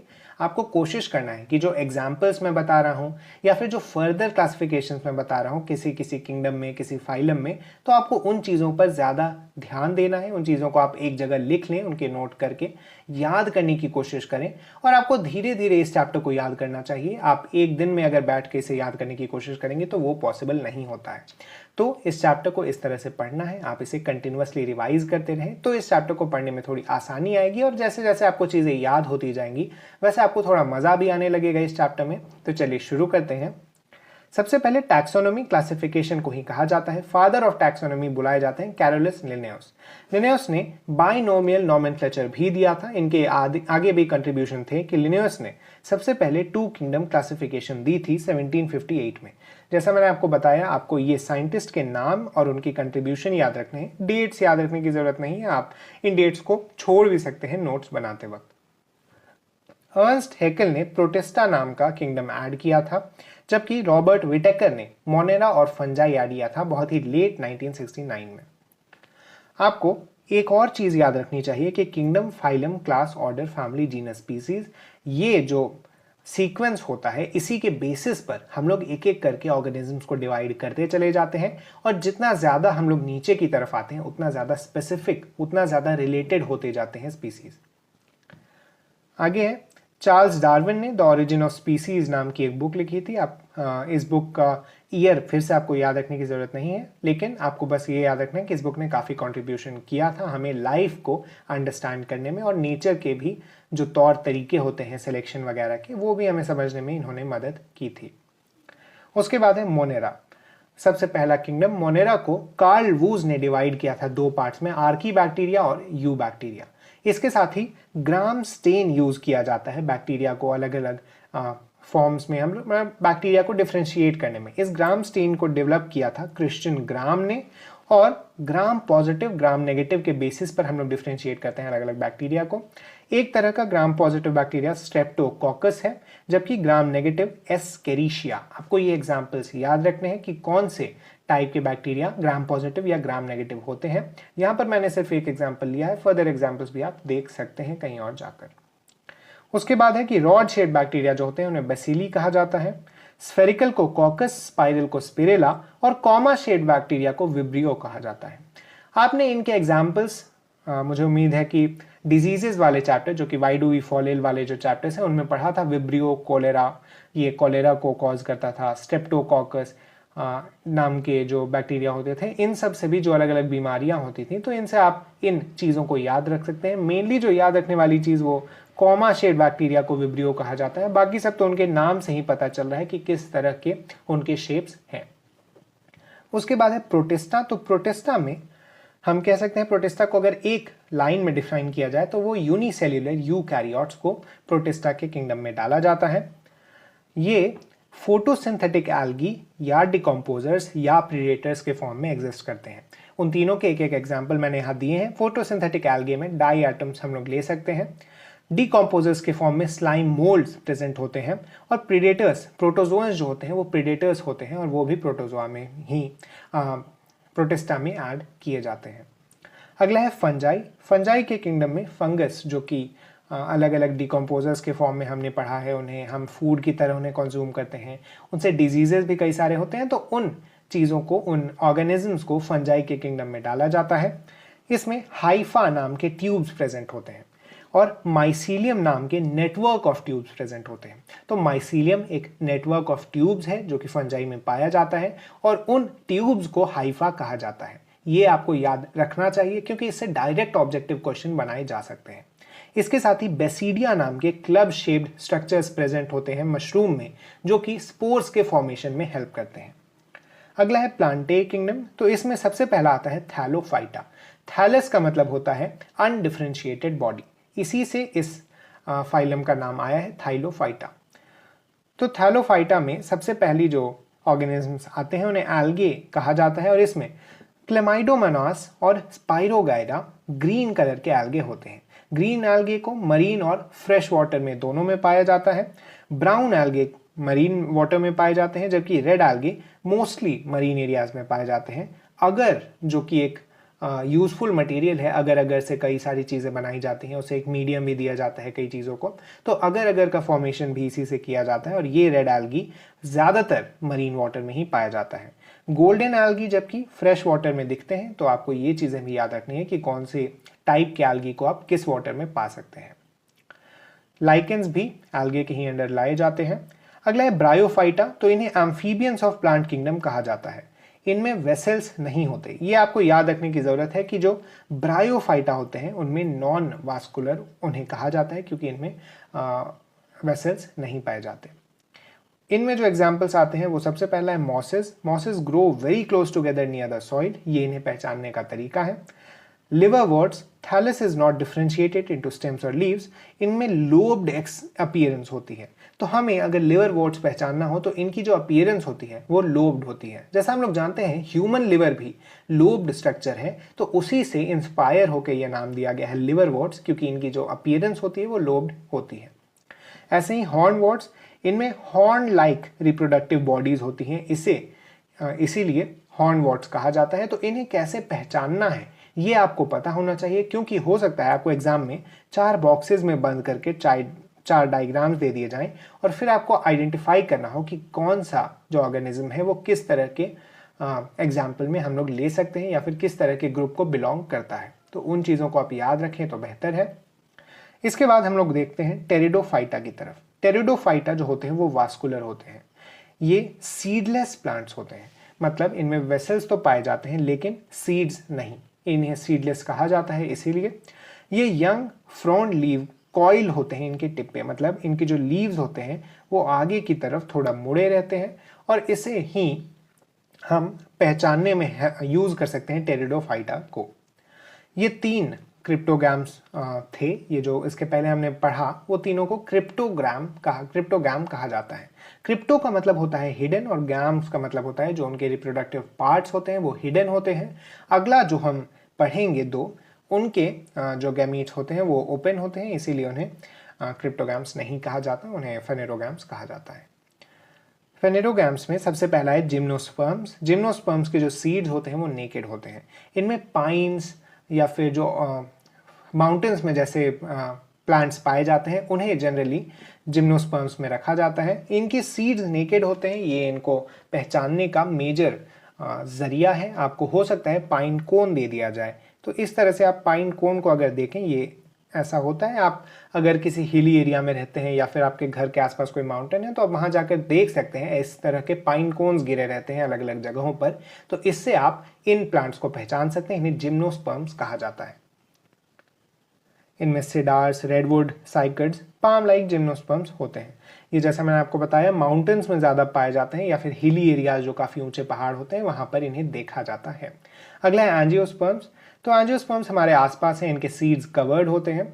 इन्हें दो कैटेगरीज में डिवाइड किया जाता है, मोनोकॉटिलेडन्स और डाइकॉटिलेडन्स। मोनोकॉटिलेडन्स डाइकॉटिलेडन्स के बारे में हो सकता है आपने पहले भी पढ़ा हो। मोनोकॉट्स वो प्लांट्स होते हैं जिनमें सिंगल कॉटिलेडन होता है, जबकि डाइकॉट्स वो प्लांट होते हैं जिनमें दो कॉटिलेडन्स होते हैं।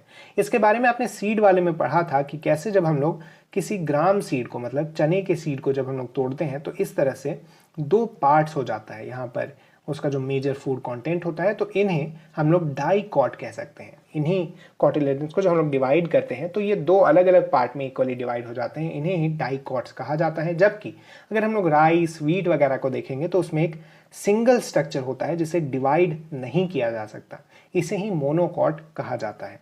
तो इनके कुछ स्पेशल फीचर्स होते हैं जो याद रखने आपको ज़रूरी है। मोनोकॉटिलेडन्स में पैरेलल वेनेशन पाई जाती है।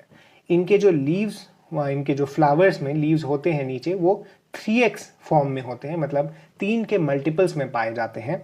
इनकी जो वास्कुलर बंडल होता है वो कॉम्प्लेक्स मैनर में होता है।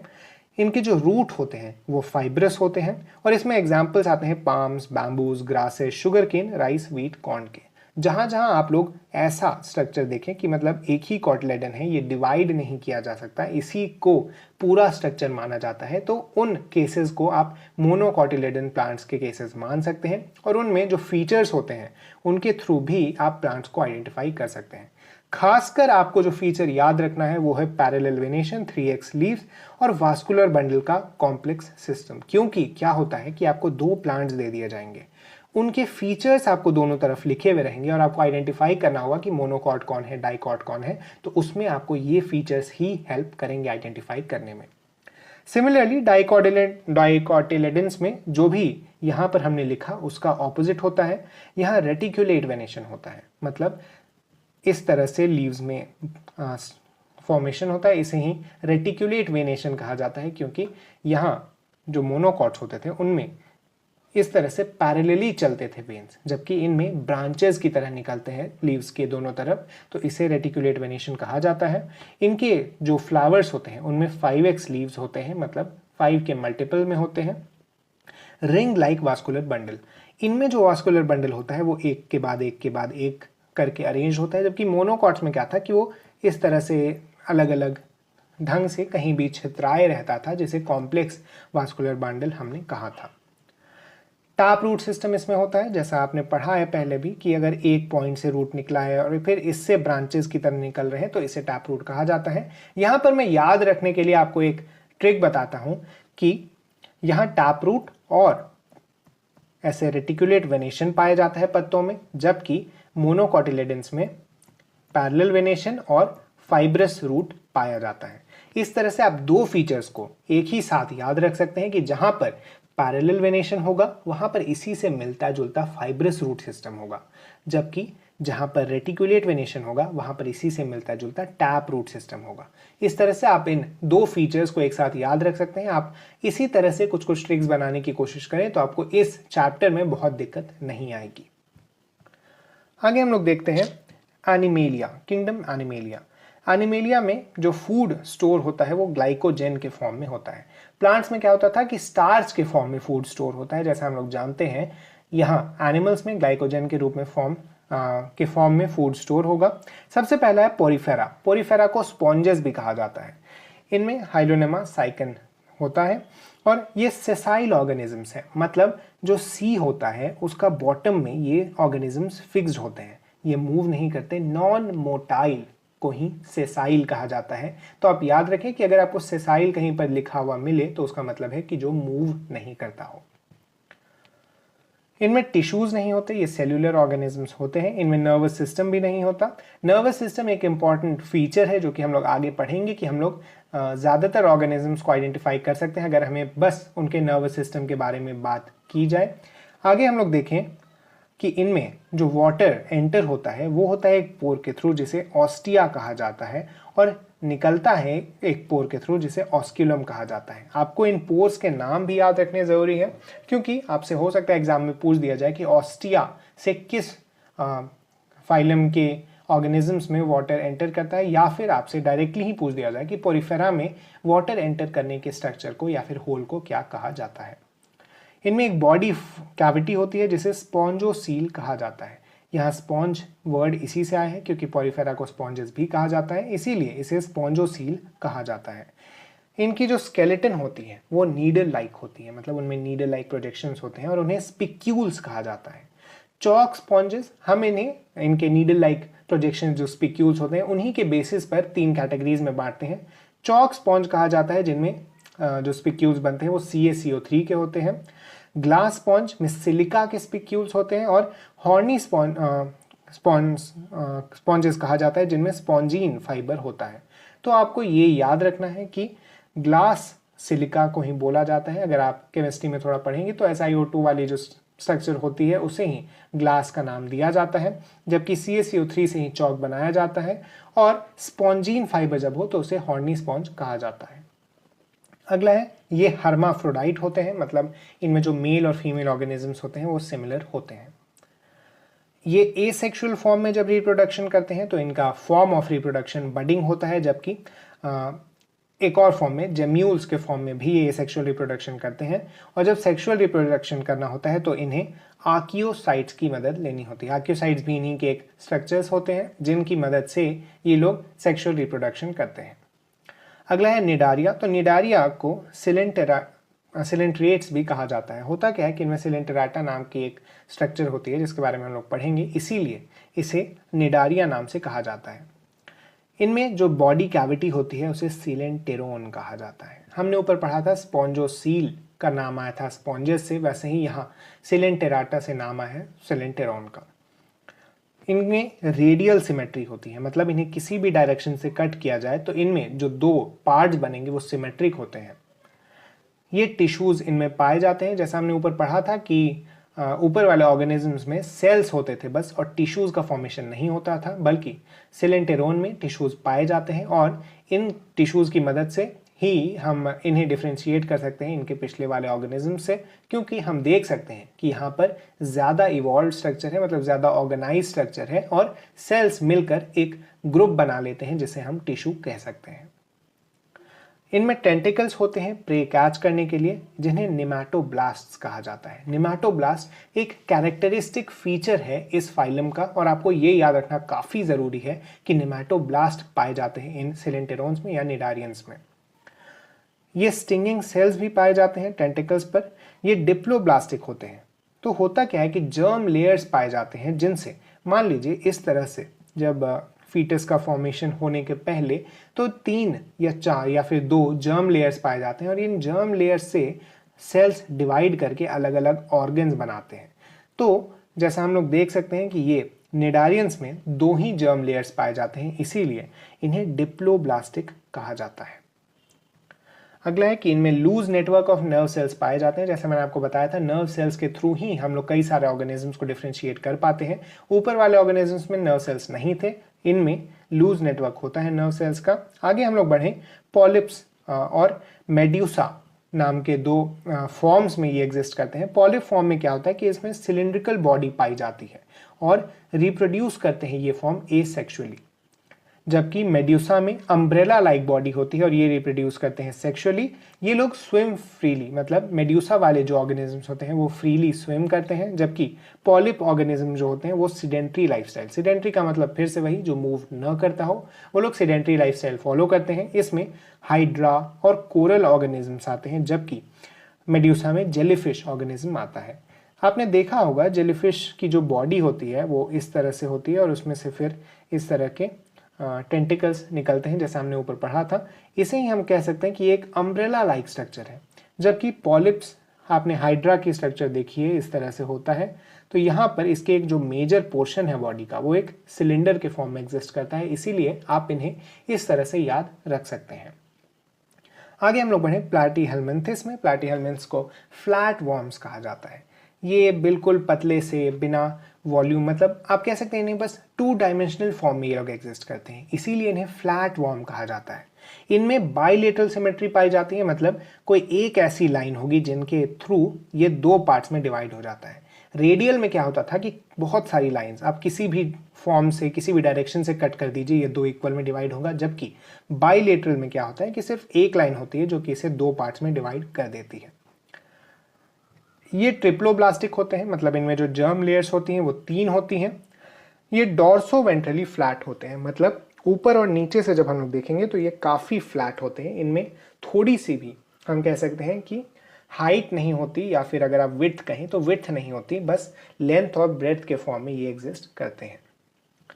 ये एसिलोमेट होते हैं, मतलब इनमें कोई भी बॉडी कैविटी नहीं होती। इनकी एक्सक्रीशन होती है फ्लेम सेल के थ्रू। एक बार फिर से ये इनकी कैरेक्टरिस्टिक फीचर है, फ्लेम सेल्स के थ्रू एक्सक्रीशन, आप इसे ज़रूर याद रखें। और इनमें जो ऑर्गेनिजम्स होते हैं वो हर्माफ्रोडाइट होते हैं। ऊपर मैंने आपको बताया मेल और फीमेल ऑर्गेनिज्म सेम होते हैं। इसके साथ ही इनमें जो एग्जाम्पल्स आते हैं वो tape warm, liver fluke, blood fluke और प्लेनेरिया जैसे ऑर्गेनिजम्स इस फाइलम में कंसिडर किए जाते हैं। अगला है नेमाटोडा। नेमाटोडा को राउंड वॉर्म कहा जाता है। राउंड वॉर्म आपने देखा होगा, हो सकता है आपके बायो लैब में या फिर कहीं और आप पिक्चर्स देख सकते हैं राउंड वॉर्म के। तो हम लोग कह सकते हैं कि अगर फ्लैट वॉर्म्स की ही तरह ये दिखते हैं, पर इनमें हाइट होती है, मतलब ये 3 डायमेंशनल होते हैं, इसीलिए इन्हें राउंड वॉर्म कहा जाता है। इनसे कई सारी डिजीजेस होती हैं। आपने why do we fall ill वाले चैप्टर में पढ़ा था राउंड वॉर्म से होने वाली डिजीजेस के बारे में। यहाँ पर आपको याद रखना है कि इनमें भी बाइलेटरल सिमेट्री होती है, ये भी ट्रिप्लोब्लास्टिक होते हैं, ये अनसेगमेंटेड होते हैं। अनसेगमेंटेड आपको ज़रूर याद रखना है क्योंकि ये हमें एनालिडा से अलग करने में मदद करेगा। एनालिडा जैसे हम यहाँ देखते हैं सेगमेंटेड वॉर्म्स है, तो आपको याद रखना है कि जो नेमाटोड्स हैं वो अनसेगमेंटेड होते हैं। इनके माउथ और एनस प्रेजेंट होती है। इनमें सीडो कोलम होता है, मतलब एक नकली कोलम टाइप का होता है, वो एक बॉडी कैविटी नहीं होती, एक सीडो बॉडी कैविटी, मतलब एक नकली बॉडी कैविटी के फॉर्म में एग्जिस्ट करती है। इनमें जो एग्जाम्पल्स आते हैं वो हैं wuchereria, pin worm, hook worm, guinea worm, trichinella worms. तो इनका नाम आपने देखा है कि why do we fall ill वाले चैप्टर को आप एक बार खोल कर देखिए तो एनसीईआरटी में ही आपको मिल जाएंगे इनसे होने वाले डिजीजेस के नाम। इनमें जो सेक्सेस होते हैं वो सेपरेट होते हैं और ये काफ़ी ज़्यादा डिजीज़ कॉज करते हैं, जैसा मैंने आपको बताया था। इसके पहले हमने देखा था कि ज़्यादातर जो ऑर्गेनिजम्स थे वो लोग हर्माफ्रोडाइट होते थे, जबकि नेमाटोड्स में हम लोग अलग अलग सेक्स के ऑर्गेनिजम्स को डिफ्रेंशिएट कर सकते हैं। अगला एनालिडा। एनालिडा का नाम ही आता है सेगमेंटेड से, मतलब सेगमेंटेड वॉर्म्स जो हम कहते हैं उन्हें ही एनालिड्स में डाला जाता है। ये हमें पिछले ग्रुप से डिफ्रेंशिएट करने में मदद करता है। ये सेगमेंट्स को सेपरेट करते हैं सेप्टा। सेप्टा मतलब मान लीजिए ये एक सेगमेंट है और इसके बाद जो सेगमेंट है इसके बीच में एक वॉल की तरह खड़ा रहता है जिसे सेप्टा कहा जाता है। मेनी एनालिड्स हैव अपेंडेजेस जिन्हें चेटे कहा जाता है। ये ईच सेगमेंट से निकलते हैं लोकोमोशन के लिए, मतलब मान लीजिए एक एनालिड की बॉडी है तो वहाँ से कुछ कुछ निकले रहेंगे अपेंडेजेस जिन्हें चेटे कहा जाता है, तो ये हेल्प करते हैं मूवमेंट में। ये फर्स्ट ट्रू बॉडी कैविटी पाए जाने वाले ऑर्गेनिजम्स हैं, मतलब इनमें सिलोम होता है। हमने ऊपर देखा कि कैसे इनके पिछले में सूडोसिलोम हो रहा था, फिर उसके पहले सिलोम होता ही नहीं था, तो यहाँ पर आपको पहली बार एनिमल्स में सिलोम देखने को मिलता है, तो इसके थ्रू आप इन्हें आइडेंटिफाई कर सकते हैं। इसके साथ ही इनमें कुछ और फीचर्स होते हैं जैसे क्लोज्ड सर्कुलेटरी सिस्टम और एक्सक्रीशन मेटानेफ्रीडिया के थ्रू। क्लोज्ड सर्कुलेटरी सिस्टम का मतलब है कि जो ब्लड इनका सर्कुलेट होता है वो एक क्लोज्ड फॉर्म में होता है और इनमें जो एक्सक्रीशन होता है वो मेटानेफ्रीडिया के थ्रू होता है। इनमें जो एग्जाम्पल आते हैं वो earthworm, leches, sea mouse, Nereis. तो अर्थवॉर्म और लीचेस तो आप बहुत ही कॉमनली देख सकते हैं हमारे इन्वायरमेंट में। अर्थवॉर्म को अगर आप कभी क्लोजली ऑब्जर्व करेंगे तो आपको दिख जाएगा वहाँ पर सेगमेंट्स में डिवाइडेड बॉडी। अगला है आर्थ्रोपोडा। आर्थ्रोपोडा में भी सेगमेंटेड होती है बॉडी। इनकी जो एक्सोस्केलेटन होती है वो काइटिन और प्रोटीन के थ्रू बनी होती है। आर्थ्रोपोडा में मोल्टिंग देखने को मिलती है। मोल्टिंग आपने देखा होगा कि कभी कभी मतलब कई ऑर्गेनिजम्स के स्किन निकलकर बाहर आ जाते हैं जबकि ऑर्गेनिज्म दूर चला जाता है, तो इसे ही मोल्टिंग कहा जाता है। इस प्रोसेस को मोल्टिंग कहा जाता है जब स्किन छोड़ देती है वो ऑर्गेनिज्म। इनमें जो एग्जाम्पल्स आते हैं वो हैं स्पाइडर्स, जिनमें 2 रीजन्स में सेगमेंटेड होती है बॉडी, सेफेलोथोरैक्स और एब्डोमेन। तो होता क्या है कि हम जब एक बॉडी को देखते हैं तो यहाँ पर मेनली 3 पोर्शंस होते हैं इनके बॉडी में। पहला है हेड, दूसरा है थोरैक्स और तीसरा है एब्डोमेन। तो स्पाइडर्स में क्या होता है, ये दोनों पोर्शंस जुड़े रहते हैं, मतलब एक साथ रहते हैं, और बस एक डिवीजन आता है दो सेगमेंट्स के अंदर।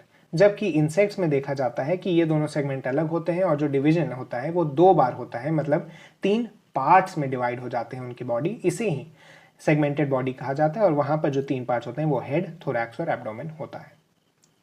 आगे हम लोग देखें, इनमें जो सर्कुलेटरी सिस्टम है वो ओपन है। इनमें कैविटी जो पाई जाती है उसे हीमोसील कहा जाता है, और इनके ब्लड को हीमोलिम्फ कहा जाता है। यहाँ पर ओपन सर्कुलेटरी सिस्टम का मतलब ये है कि मान लीजिए ये एक बॉडी है जिसके अंदर ये एक कैविटी के रूप में है, तो इस कैविटी में ही ब्लड भरा रहता है और यहीं से सारे ऑर्गन्स ब्लड ले लेते हैं, तो इसी को ओपन सर्कुलेटरी सिस्टम कहा जाता है। इस ब्लड को हीमोलिम्फ और इस कैविटी को हीमोसील कहा जाता है। आगे है कि इनमें जो रेस्पिरेटरी ऑर्गन्स होते हैं वो क्रूस्टेशियंस के अंदर गिल्स होते हैं और इंसेक्ट्स के अंदर ट्रैकियल सिस्टम होते हैं। क्रूस्टेशियंस एक ग्रुप ऑफ ऑर्गेनिजम्स है जिनमें लॉबस्टर, प्रॉन, श्रिम्प, बैकेनल जो कि वाटर में रहने वाले ऑर्गेनिजम्स हैं, इनके अंदर गिल्स प्रेजेंट होते हैं, जबकि इंसेक्ट्स के अंदर ट्रेकियल सिस्टम प्रेजेंट होते हैं। इन ट्रेकियल सिस्टम्स के जो ओपनिंग होते हैं, इन ट्यूब्स के जो ओपनिंग होते हैं, उन्हें स्पेरिकल कहा जाता है। और स्कॉर्पियन और स्पाइडर में बुक लंग्स, ये काफ़ी इंपॉर्टेंट इंफॉर्मेशन है कि स्कॉर्पियंस और स्पाइडर्स में रेस्पिरेटरी ऑर्गन क्या होता है। तो बुक लंग्स ये असल में ऐसे लंग्स होते हैं जो कि बुक की तरह खुलते हैं, मतलब जैसे एक बुक को अगर हम लोग ऐसे खोलेंगे तो वो जैसा दिखता है उसी तरह के ये रेस्पिरेटरी ऑर्गन्स भी दिखते हैं, इसीलिए इन्हें बुक लंग्स के नाम से बुलाया जाता है। अगला हम लोग देखें कि इनमें एक्सक्रीशन जो होता है वो आर्थ्रोपोड्स के अंदर मालपिगियन ट्यूब्यूल्स के थ्रू, ये याद रखने वाली चीज़ है। हमने ऊपर देखा था मेटानेफ्रीडिया या फिर सूडोनेफ्रीडिया वाले चीज़ों को, लेकिन यहाँ पर मालपिगियन ट्यूब्यूल्स के थ्रू, और क्रूस्टेशियंस में ग्रीन ग्लैंड्स के थ्रू ये एक्सक्रीशन होता है। क्रूस्टेशियंस में एक हार्ड कवरिंग भी होती है जिसे कैरापेस कहा जाता है। इसे आप छोड़ भी सकते हैं, याद रखने वाली चीज़ बहुत ज़्यादा इंपॉर्टेंट नहीं है, पर आप कहीं दिमाग में से ध्यान में रखें कि क्रूस्टेशियंस में जो हार्ड कवरिंग होती है उसे कैरापेस कहा जाता है। हो सकता है आपको इससे क्वेश्चन अगर पूछ दिया जाए तो आप इसका आंसर कर लें आराम से। अगला है मोलस्का। तो मोलस्का सॉफ्ट बॉडीड ऑर्गेनिजम्स होते हैं, ये अनसेगमेंटेड होते हैं, इनमें बाइलेटरल सिमेट्री होती है। ये डोर्सल हम्प इनमें एक पाया जाता है जो कि एक कवरिंग से कवर्ड होता है जिसे मैंटल कहा जाता है। मैंटल सेक्रीट करता है CaCO3 सेल, एक शेल बना देता है ऊपर वाले हम्प पे। इस शेल को CaCO3 से बनाया जाता है, मैंटल प्रेजेंट होता है यहाँ पर, वो इस शेल को सेक्रीट करता है। इनमें जो गिल्स होते हैं उन्हें टेनिडिया कहा जाता है रेस्पिरेशन के लिए एक्वेटिक ऑर्गेनिजम्स में, जबकि मैंटल कैविटी को ही लंग्स के रूप में यूज करते हैं टेरेस्ट्रियल ऑर्गेनिजम्स जो इस फाइलम में आते हैं। इनमें एक ओपन सर्कुलेटरी सिस्टम पाया जाता है। इनमें किडनीज पाई जाती हैं एक्सक्रीशन के लिए, ये याद रखने वाली चीज़ है कि इनमें एक्सक्रीशन किडनीज के थ्रू होता है। फीडिंग के लिए ये रेड्यूला को यूज करते हैं जो कि टंग लाइक ऑर्गन्स हैं। और इनमें एक ग्लैंड होता है जिसे हिपैटोपैंक्रियास कहा जाता है। इनमें एग्जाम्पल्स आते हैं स्नेल, मसेल्स, ऑयस्टर्स, ऑक्टोपस। तो आप इसको याद कैसे रखते हैं कि स्नेल्स में आप जानते हैं कि इस तरह से एक पीछे हार्ड कवरिंग होती है, इसे ही ये कवरिंग कह सकते हैं। और स्नेल्स की बॉडी को अगर आप कभी बाहर निकाल कर देखिएगा तो आपको दिखेगा कि ये काफ़ी गुई, काफ़ी पतली टाइप की होती है, और उसी के ऊपर एक मैंटल होता है हम्प के ऊपर जिससे ये सेक्रीट होता है। इसी मैंटल में कुछ कैविटीज़ होते हैं जो कि लंग्स का काम करते हैं, और एक्वेटिक फॉर्म में जब इस तरह के ऑर्गेनिजम्स होते हैं तो उनमें गिल्स पाए जाते हैं। अगला है कि काइटन नाम के एक ऑर्गेनिज्म में 8 पीस ऑफ शेल पाया जाता है। उसके बाद है एकिनोडर्म्स, एकिनोडर्माटा जिन्हें कहते हैं। इनमें भी स्पाइनी स्किन होती है, मतलब इनका जो नाम ही है वो इसी से डिराइव हुआ है कि इनकी जो स्किन होती है वो काफ़ी स्पाइनी होती है, उनसे नीडल्स निकले हुए रहते हैं। इनकी एक्सोस्केलेटन CaCO3 से फॉर्म होती है, जहाँ स्पाइन होते हैं ये सेसाइल होते हैं। सेसाइल मैंने आपको ऊपर भी बताया था, ऐसे ऑर्गेनिज्म जो कि मूव नहीं करते हैं उन्हें सेसाइल कहा जाता है। इसका ऑपोजिट मोटाइल होता है। इनमें रेडियल सिमेट्री पाई जाती है एडल्ट्स में, और बाइलेटरल पाई जाती है लार्वा में। आपको ये याद रखना काफ़ी ज़रूरी है कि इनके एडल्ट्स में रेडियल सिमेट्री तो पाई जाती ही है, लेकिन इनके लार्वा में बाइलेटरल सिमेट्री होती है। उसके साथ ही इनमें वाटर वास्कुलर सिस्टम होता है, ये इनकी एक कैरेक्टरिस्टिक प्रॉपर्टी है। जिन चीज़ों को मैंने रेड बॉक्स में बंद किया है वो काफ़ी इंपॉर्टेंट है, वो इनकी कैरेक्टरिस्टिक प्रॉपर्टी को डिफाइन करता है, और हो सकता है इससे डायरेक्ट क्वेश्चंस आपके एग्जाम में आ जाएं। उसके बाद इनकी जो माउथ होता है वो लोअर सरफेस पे होता है, जबकि एनस अपर सरफेस में पाया जाता है। इनके एग्जाम्पल स्टारफिश, सी अर्चिन्स, सी कुकुम्बर्स। तो आपने देखा होगा ऐसे किसी रॉक पर इस तरह से स्टारफिश चिपके रहते हैं, तो आप इससे अंदाज़ा लगा सकते हैं और इससे इनकी प्रॉपर्टीज़ को गैस कर सकते हैं कि ये सेसाइल होंगे, इनका माउथ नीचे की तरफ होगा नीचे वाले ऑर्गेनिजम्स को निकालने के लिए, और इनमें रेडियल सिमेट्री तो आप देख ही सकते हैं कि आप इसे किसी भी तरह से कट कर दें, ये इक्वली दो पार्ट्स में डिवाइड होता है। अगला है हेमीकॉर्डेटा। हेमीकॉर्डेटा में नोटोकॉर्ड एब्सेंट होती है, ये अनसेगमेंटेड होते हैं, इनमें गिल स्लिट्स पाए जाते हैं। ये याद रखने वाली चीज़ है कि इनमें गिल स्लिट्स होते हैं। इसके साथ ही इनमें नर्व कॉर्ड होती है जो कि प्रेजेंट होती है, और इनकी जो बॉडी होती है वो डिवाइडेड होती है प्रोबोसिस, कॉलर और ट्रंक में। ये याद रखने वाली चीज़ है कि इनमें सेगमेंट्स नहीं होते, लेकिन ये इनकी बॉडी डिवाइडेड होती है तीन पार्ट्स में, प्रोबोसिस, कॉलर और ट्रंक। ये बायलेटरली सिमेट्रिकल होते हैं, और इसका एक बेहतरीन एग्जाम्पल, मतलब एक कैरेक्टरिस्टिक एग्जाम्पल हम कह सकते हैं, बैरानोग्लॉसस होता है। इसकी डायग्राम भी एनसीईआरटी में दी गई है, आप उसे एक बार देख लें। उसके बाद आता है कॉर्डेटा। कॉर्डेटा में नोटोकॉर्ड प्रेजेंट होता है, नर्व कॉर्ड भी प्रेजेंट है। इनमें गिल स्लिट्स होते हैं जिसे फेरिंगियल क्लेफ्ट कहा जाता है। फेरिंगियल क्लेफ्ट याद रखने वाली चीज़ है कि जो कॉर्डेट्स में गिल स्लिट्स प्रेजेंट होते हैं उन्हें फेरिंगियल क्लेफ्ट कहा जाता है। इनमें पोस्ट एनस एक टेल होती है। ये चीज़ पाई जाती ही है कॉर्डेट्स में कि इनकी जो एनस होती है उसके बाद एक टेल पाई जाती है इनके बॉडीज़ में। इनमें भी कुछ डिविजन्स हैं। सबसे पहला है यूरोकॉर्डेटा। यूरोकॉर्डेटा अनसेगमेंटेड बॉडी होती है। इनमें सेल्यूलोज से कवर्ड एक सब्सटेंस होता है सेल्यूलोज जैसा, जिन्हें ट्यूनिशीन कहा जाता है। इनमें भी गिल स्लिट प्रेजेंट होते हैं। नोटोकॉर्ड लार्वे के टेल में होते हैं। तो आपको समझना होगा कि जो यूरोकॉर्डेट्स होते हैं इनमें नोटोकॉर्ड कहाँ प्रेजेंट होता है। जब ये लार्वल फॉर्म में होते हैं तो इनकी टेल के पास नोटोकॉर्ड प्रेजेंट है, इसीलिए इन्हें कॉर्डेट्स के अंदर रखा जाता है, और इसीलिए ये लोग भी कॉर्डेट्स का एक हिस्सा हैं। इनमें रेट्रोग्रेसिव मेटामॉर्फोसिस होती है, ये काफ़ी इंपॉर्टेंट चीज़ है, ये भी इनकी एक कैरेक्टरिस्टिक प्रॉपर्टी है। और आपको देखना होगा कि रेट्रोग्रेसिव मेटामॉर्फोसिस किन ऑर्गेनिज्म्स में होती है। तो हर्डमेनिया, डोलियोलम और पायरोसोमा, ये तीन एग्जाम्पल्स आप याद कर ही ले, खासकर हर्डमेनिया, क्योंकि इससे भी एग्जाम्पल मैंने देखे हैं क्वेश्चंस आते हुए कि retrogressive Metamorphosis is shown by. Retrogressive Metamorphosis में क्या होता है कि जैसे जैसे बॉडी बड़ी होती है वैसे वैसे वो और बैकवर्ड होती जाती है, मतलब ज़्यादा एडवांस्ड फॉर्म उसका लार्वल फॉर्म ही होता है, और जब वो एडल्ट बनता है तो वो एक सिंपलर फॉर्म में आ जाता है। तो इसे ही रेट्रोग्रेसिव मेटामॉर्फोसिस कहा जाता है कि मेटामॉर्फोसिस होते होते रेट्रोग्रेड हो गया, मतलब कम हो गई बॉडी की कॉम्प्लेक्सिटी। उसके बाद है सिफेलोकॉर्डेटा। इसमें नोटोकॉर्ड प्रेजेंट होती है, गिल, टेल, और इनकी एक्सक्रीशन होती है प्रोटोनेफ्रीडिया के थ्रू। ये आपको याद रखना है कि सिफेलोकॉर्डेट्स में प्रोटोनेफ्रीडिया के थ्रू एक्सक्रीशन होती है। ये एम्फियोक्सिस इकलौता लिविंग ऑर्गेनिज्म है जो कि इस कैटेगरी में आता है, आपको ये भी याद रखने की ज़रूरत है। खासकर जब आप देखें कि आपको इकलौता एग्जाम्पल या फिर दो तीन ही एग्जाम्पल्स हों तो उन्हें खासकर आप याद करने की कोशिश करें, क्योंकि कम मेहनत में हो सकता है आपको एक या दो ऑब्जेक्टिव क्वेश्चंस में वो हेल्प कर जाए। उसके बाद है वर्टिब्रेट्स। वर्टिब्रेट्स को क्रैनिएट्स भी कहा जाता है। क्यों? क्योंकि इनके पास एक ब्रेन बॉक्स है, मतलब जैसे हमारा ब्रेन एक स्कल के अंदर बंद है, वैसे ही हर क्रेनिएट के जो ब्रेन होता है वो एक ब्रेन बॉक्स के अंदर बंद होता है। इनमें सबसे पहले जो पार्ट आती है वो है साइक्लोस्टोमाटा। ये साइक्लोस्टोमाटा ईल लाइक ऑर्गेनिजम्स होते हैं। ईल पानी में पाए जाने वाले ऑर्गेनिजम्स हैं। इनमें होता क्या है कि जो नॉर्मल ईल्स होते हैं वो इलेक्ट्रिसिटी शॉक भी दे देते हैं लोगों को, तो कई सारे लोग मर चुके हैं ईल्स को टच करके। तो ईल लाइक ऑर्गेनिजम्स जो होते हैं उन्हें साइक्लोस्टोमाटा ग्रुप में डाला जाता है। ये कार्टिलेजिनस एंडोस्केलेटन इनमें होता है। रॉड लाइक ये होते हैं जिनमें रॉड लाइक नोटोकॉर्ड प्रेजेंट होता है इनमें, और गिल्स इनके पाउचेज में होते हैं। इनका सक्टोरियल माउथ होता है, मतलब सक्शन बनाने लायक, और इनमें जो एग्जाम्पल्स आते हैं वो लैम्फ्रेज और हैगफिश। अगला है कॉन्ड्रिक्साइट। ये कार्टिलेजिनस फिश को कहा जाता है। कार्टिलेजिनस फिश, जिन फिश के जो बोन्स होते हैं वो मतलब बोन्स नहीं होते, वो कार्टिलेज ही होते हैं। उन फिश की जो स्केलेटन होती है वो कार्टिलेज से बनी होती है। इनमें कुछ स्पेसिफिक फीचर्स होते हैं जो आपको याद रखने की ज़रूरत है। सबसे पहला, इनमें प्लेकॉइड स्केल्स होते हैं, मतलब, और इसके बाद इनमें दो चेम्बर्स ऑफ हार्ट होती है। इनमें गिल्स कवर्ड नहीं होते ओपर्क्यूलम से, इनका जो गिल होता है वो कवर्ड नहीं होता एक ऐसे फ्लिपर से, उसे ओपर्क्यूलम कहा जाता है। तो इस कार्टिलेजिनस फिश में ये कवर्ड नहीं होता और ये फ्लैशी फिन्स इनमें पाई जाती हैं। इनमें जो एग्जाम्पल्स हैं वो शार्क, स्टिंगरेज, डॉग फिश जो कि बड़ी बड़ी मछलियाँ होती हैं वो इनके एग्जाम्पल्स में आती है। अगला है ऑस्टिक थाइस, इनमें बोनी फिश कहा जाता है। जो हम लोग नॉर्मल फिश कंज्यूम करते हैं मार्केट में वो सब भी बोनी फिश के कैटेगरी में आती है।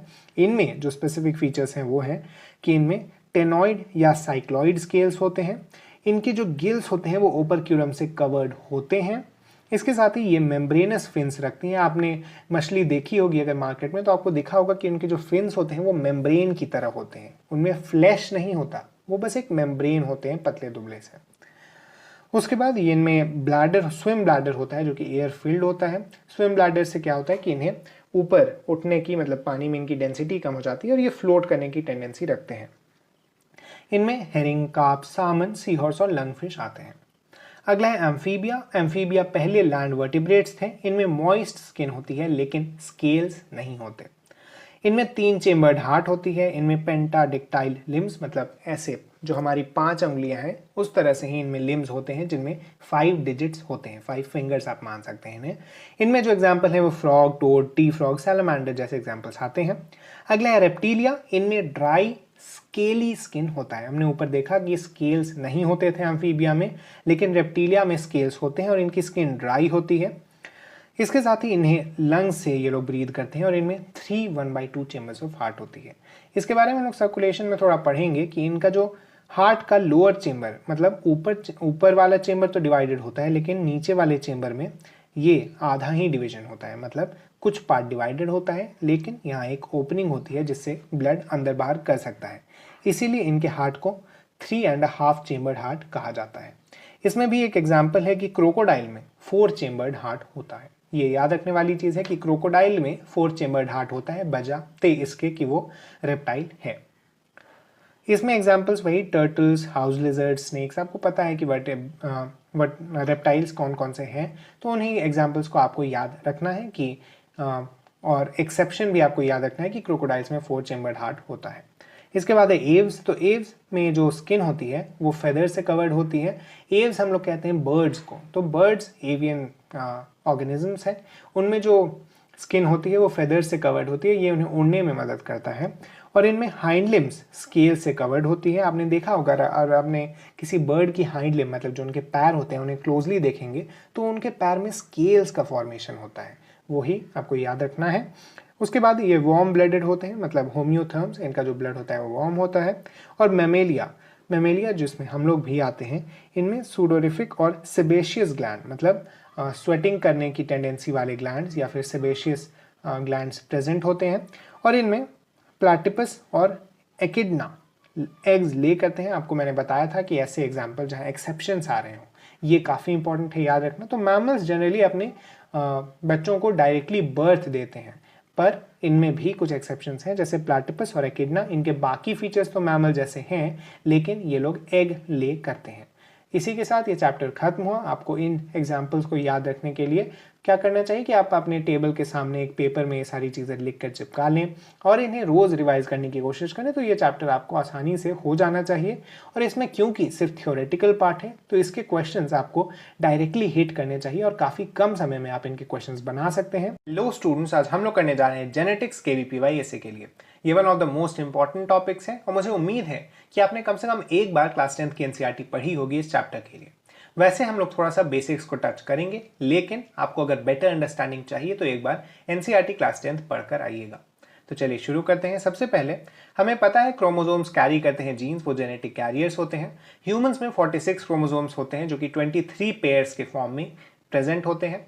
इनमें से 22 पेयर्स ऑटोजोम्स होते हैं, जबकि एक पेयर सेक्स क्रोमोसोम्स का होता है जो कि सेक्स डिटर्मिनेशन में भी काम आता है। जैसा हम लोग जानते हैं XX पेयर अगर हो तो वो गर्ल चाइल्ड को रिप्रेजेंट करता है, और अगर एक XY पेयर हो तो वो एक बॉय चाइल्ड या फिर मेल चाइल्ड को रिप्रेजेंट करता है। एलील्स एक ही जीन के या फिर एक इफेक्ट के 2 अलग अलग रूप हैं। इनमें जनरली देखा जाता है कि एक डोमिनेंट जीन होता है और एक रिसेसिव होता है। वो कैरेक्टरिस्टिक्स को रिप्रेजेंट करने में हेल्प करता है हमें, और हम लोग जो आज स्टडी करेंगे उसमें हम देखेंगे कि कैसे एलील्स का ही मेजर काम होता है हमारे कैरेक्टरिस्टिक को रिप्रेजेंट करने के लिए। जीनोटाइप जेनेटिक कॉन्स्टिट्यूशन को कहते हैं और फिनोटाइप जो कि एक्सप्रेस्ड कैरेक्टर्स मतलब फिजिकल कैरेक्टर जो हमें दिखते हैं उनको कहा जाता है फिनोटाइप। उसके बाद है मेंडल्स के एक्सपेरिमेंट जो कि गार्डन पी पे किए गए थे। गार्डन पी का चॉइस इसीलिए किया गया था क्योंकि इसकी ज़्यादा वेराइटीज़ अवेलेबल थी, इनकी वेराइटीज़ प्योर फॉर्म्स में एग्जिस्ट करती थी और ये सेल्फ पॉलिनेटेड होते थे, लेकिन अगर हम लोग चाहें तो इन्हें आसानी से क्रॉस पॉलिनेशन करवा सकते हैं। इसके साथ ही जो ऑपोजिट कैरेक्टर्स देखे गए थे मेंडल के एक्सपेरिमेंट्स में वो ये थे कि फ्लावर के कलर में पर्पल और वाइट देखा गया था, सीड के कलर में येलो और ग्रीन, सीड के शेप में राउंड और रिंकल्ड शेप का पी आपने देखा होगा, वो थोड़ा इस तरह का होता है, वो सिकुड़ा टाइप का रहता है, पर ये एक रिसेसिव जीन है। पॉड का कलर ग्रीन और येलो, पॉड का कलर में जो डोमिनेंट और रिसेसिव होते हैं वो सीड के कलर से ऑपोजिट होते हैं। जैसा हमने देखा सीड का कलर मोस्टली येलो होता है डोमिनेंट जीन और ग्रीन होता है रिसेसिव, जबकि पॉड के कलर में ग्रीन होता है डोमिनेंट और येलो होता है रिसेसिव। आगे हम लोग बढ़े तो पॉड का शेप इन्फ्लेटेड या कॉन्स्ट्रिक्टेड होता है। कॉन्स्ट्रिक्टेड पॉड आपने देखे होंगे कई, अगर आप मटर के दाने मटर के पॉड्स ले लें तो उनमें कुछ कंस्ट्रिक्टेड होते हैं, उनमें इस तरह से अंदर की तरफ ग्रूव्स बने होते हैं। उसके बाद फ्लावर पोजीशन ऑक्सिलरी पोजीशन पर डोमिनेंट होते हैं इनके फ्लावर्स, जबकि कभी कभी टर्मिनल पोजीशंस पर भी देखने को मिलता है क्योंकि वो एक रिसेसिव जीन है। ऐसे ही प्लांट हाइट मोस्टली टॉल होता है, लेकिन डॉर्फ भी हो सकते हैं कुछ प्लांट्स। इसी पर एनसीईआरटी का जो एग्जाम्पल आपने देखा होगा क्लास 10th में वो बेस्ड था। इसके बाद ही जो 3 लॉज हैं, law of dominance, law of segregation, law of independent assortment, तो इसीलिए मैंने कहा था कि आप एनसीईआरटी से ये सारी चीज़ें देख सकते हैं। अब हम लोग आते हैं जेनेटिक्स के उस पार्ट पर जो कि एग्जाम में पूछा जाता है ज़्यादातर। इन पार्ट्स में हम लोग कुछ मेंडल के एक्सपेरिमेंट से जो हट के चीज़ें होती हैं या फिर कुछ ऐसी चीज़ें जो कि मेंडल ने नोटिस नहीं की थी और बाद में फर्दर स्टडी से पता चला है, उन चीज़ों के बारे में देखेंगे। तो सबसे पहला टाइप्स ऑफ क्रॉसेस। क्रॉसेस कुछ अलग अलग तरीके के होते हैं, हम लोग अपने कुछ पर्पस को फुलफिल करने के लिए ऐसे क्रॉस करवाते हैं। तो सबसे पहला है टेस्ट क्रॉस। टेस्ट क्रॉस एक ऐसा क्रॉस है जिसमें एक रिसेसिव जीन के साथ हम लोग करवाते हैं क्रॉस, ताकि हमें पता चल सके कि जो हमारे पास प्लांट है उसका जीन कैसा है। तो इसमें जीनोटाइप फाइंड करने के लिए अननोन को होमोजाइगस रिसेसिव से क्रॉस कराया जाता है। होमोजाइगस रिसेसिव मतलब उसके दोनों जीन्स रिसेसिव होंगे। और बैक क्रॉस क्या होता है कि ये ब्रीड को इंप्रूव करने में हेल्प करता है। इसमें क्या होता है कि होमोजाइगस डोमिनेंट पेरेंट से क्रॉस करवाया जाता है। इससे क्या होता है कि रिसेसिव जीन एलिमिनेट हो जाती है उस ऑर्गेनिज्म से या फिर उस जनरेशन से ही पूरी तरह से।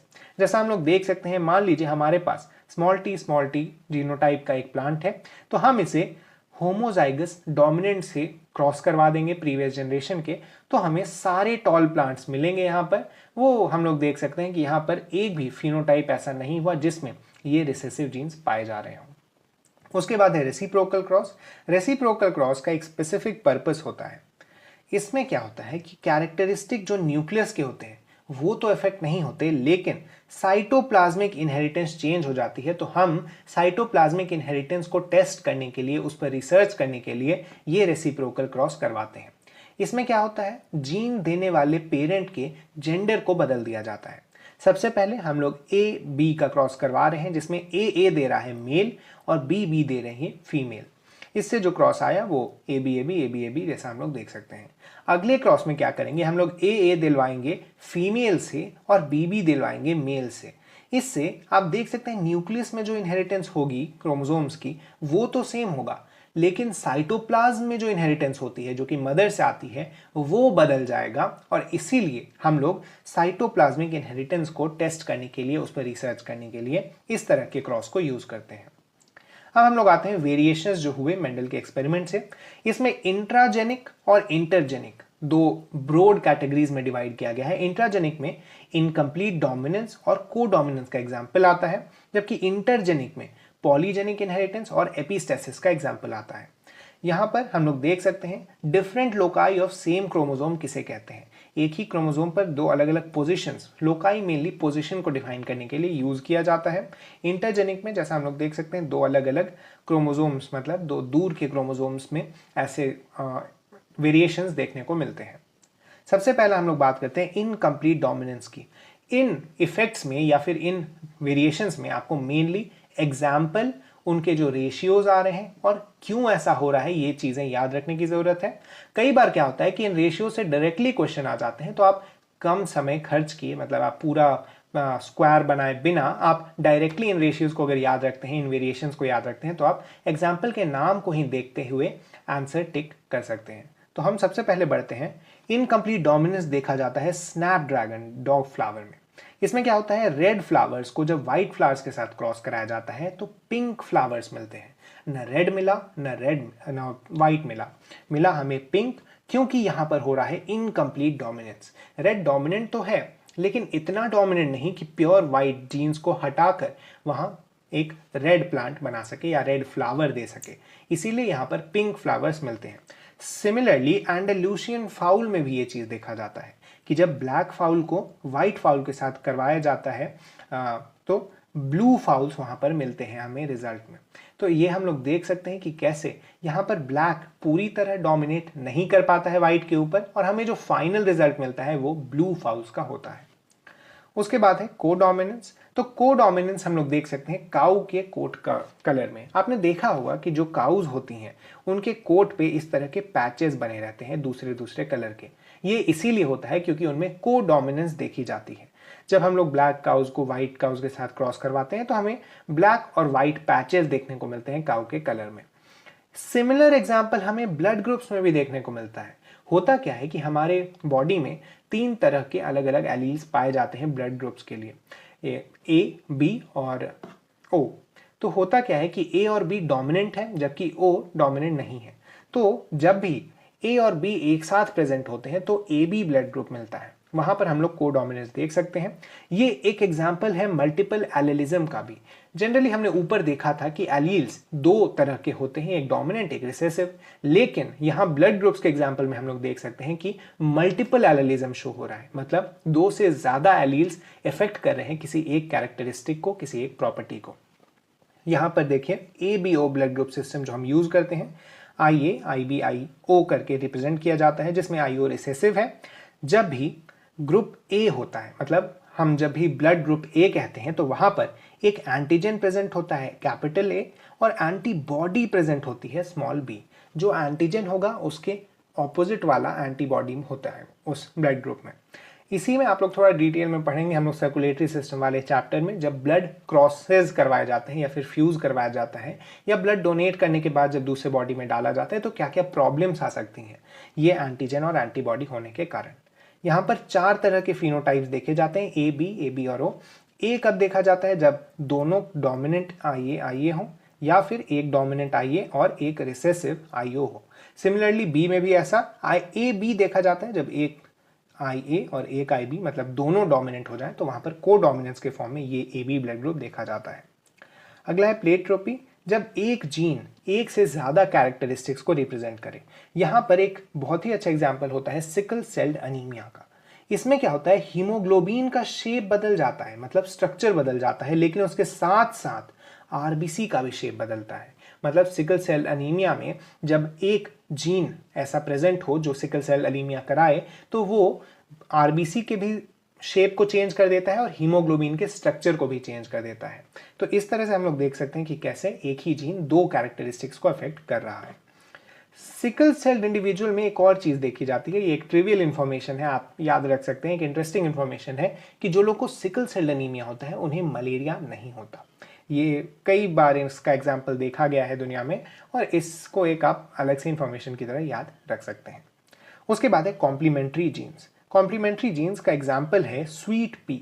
स्वीट पी में जब फ्लावर कलर होता है वो पर्पल या वाइट देखा जाता है, लेकिन इसमें 2 जीन्स हम लोग देख सकते हैं C और P। जब बोथ जीन्स डोमिनेंट हो तब ही पर्पल कलर मिलता है। तो यहां देखा गया है कि मान लीजिए दोनों रिसेसिव है तो वाइट, दोनों डोमिनेंट हैं तो पर्पल, एक भी डोमिनेंट है और दूसरा अगर रिसेसिव हो गया तो वाइट कलर मिलता है। इसका जो रेशियो आता है वो 9:7 का आता है। इससे डायरेक्टली क्वेश्चंस आए हैं कुछ सालों में, मैं अभी रिसेंटली आए हैं। ये क्यों होता है कि जो जितने भी रिसेसिव वाले रेशियोज थे उन सभी को जोड़कर यहाँ 7 दे दिया जाता है और सिर्फ डोमिनेंट वाले ही यहाँ पर्पल की तरफ कंट्रीब्यूट कर पाते हैं। अगला हम लोग बढ़े डुप्लीकेटिंग जीन्स। डुप्लीकेटिंग जीन्स में क्या होता है कि अपना अपना कैरेक्टरिस्टिक शो, अपना अपना इफेक्ट शो करते हैं एक ही कैरेक्टरिस्टिक पर, और इसका एक एग्जांपल है फ्रूट शेप इन कैप्सुला बर्सा।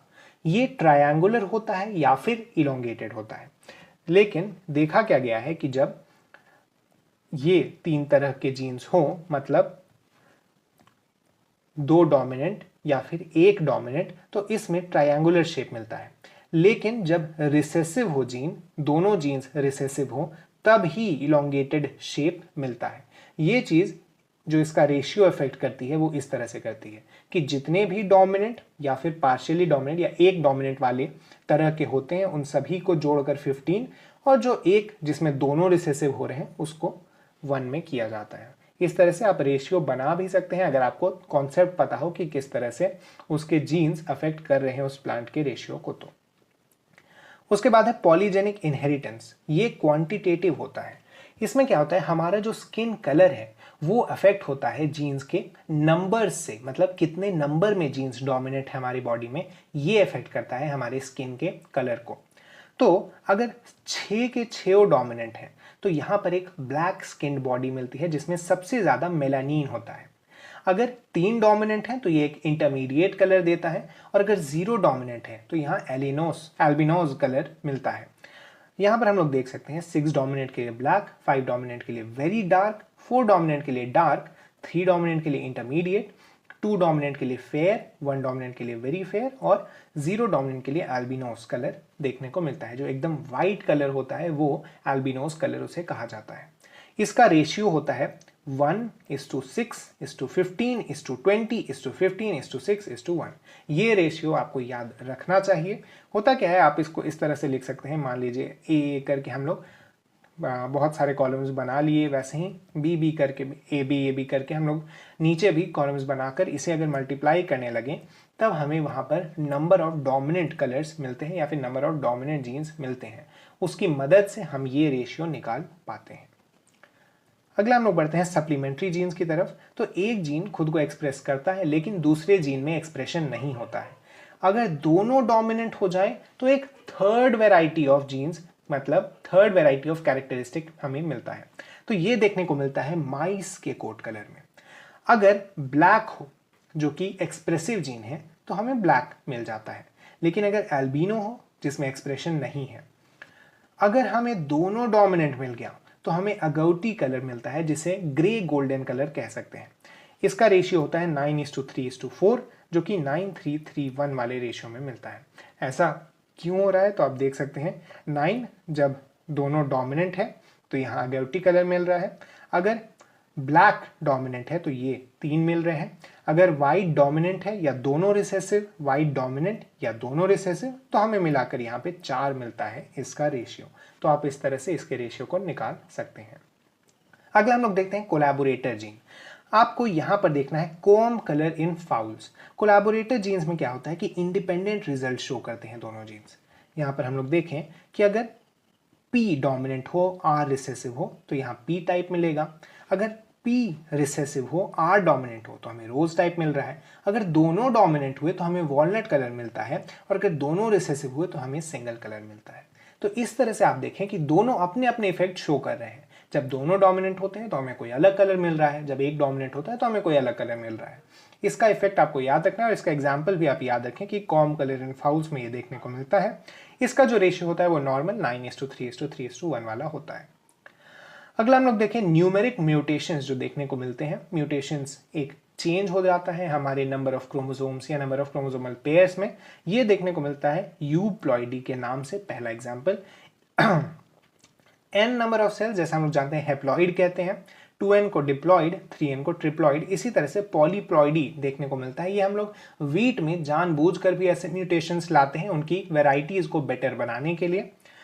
एक इसमें देखने को मिलता है वेरिएशन एन्यूप्लॉइडी। इसमें क्या होता है कि +-1 या +-2 के इसमें चेंज कर जाता है। मतलब अगर 2n-1 है तो इसे मोनोसोमी कहेंगे। क्यों? क्योंकि बाकी मान लीजिए हम ह्यूमंस का एग्जांपल ले लेते हैं, तो बाकी 22 क्रोमोसोमल पेयर्स पूरे हैं, लेकिन एक कोई क्रोमोसोमल पेयर ऐसा होगा जिसमें सिर्फ एक प्रेजेंट होगा। तो यहाँ 2n-1 देखने को मिलता है, क्योंकि 2n अगर होता तो यहाँ एक और प्रेजेंट होता।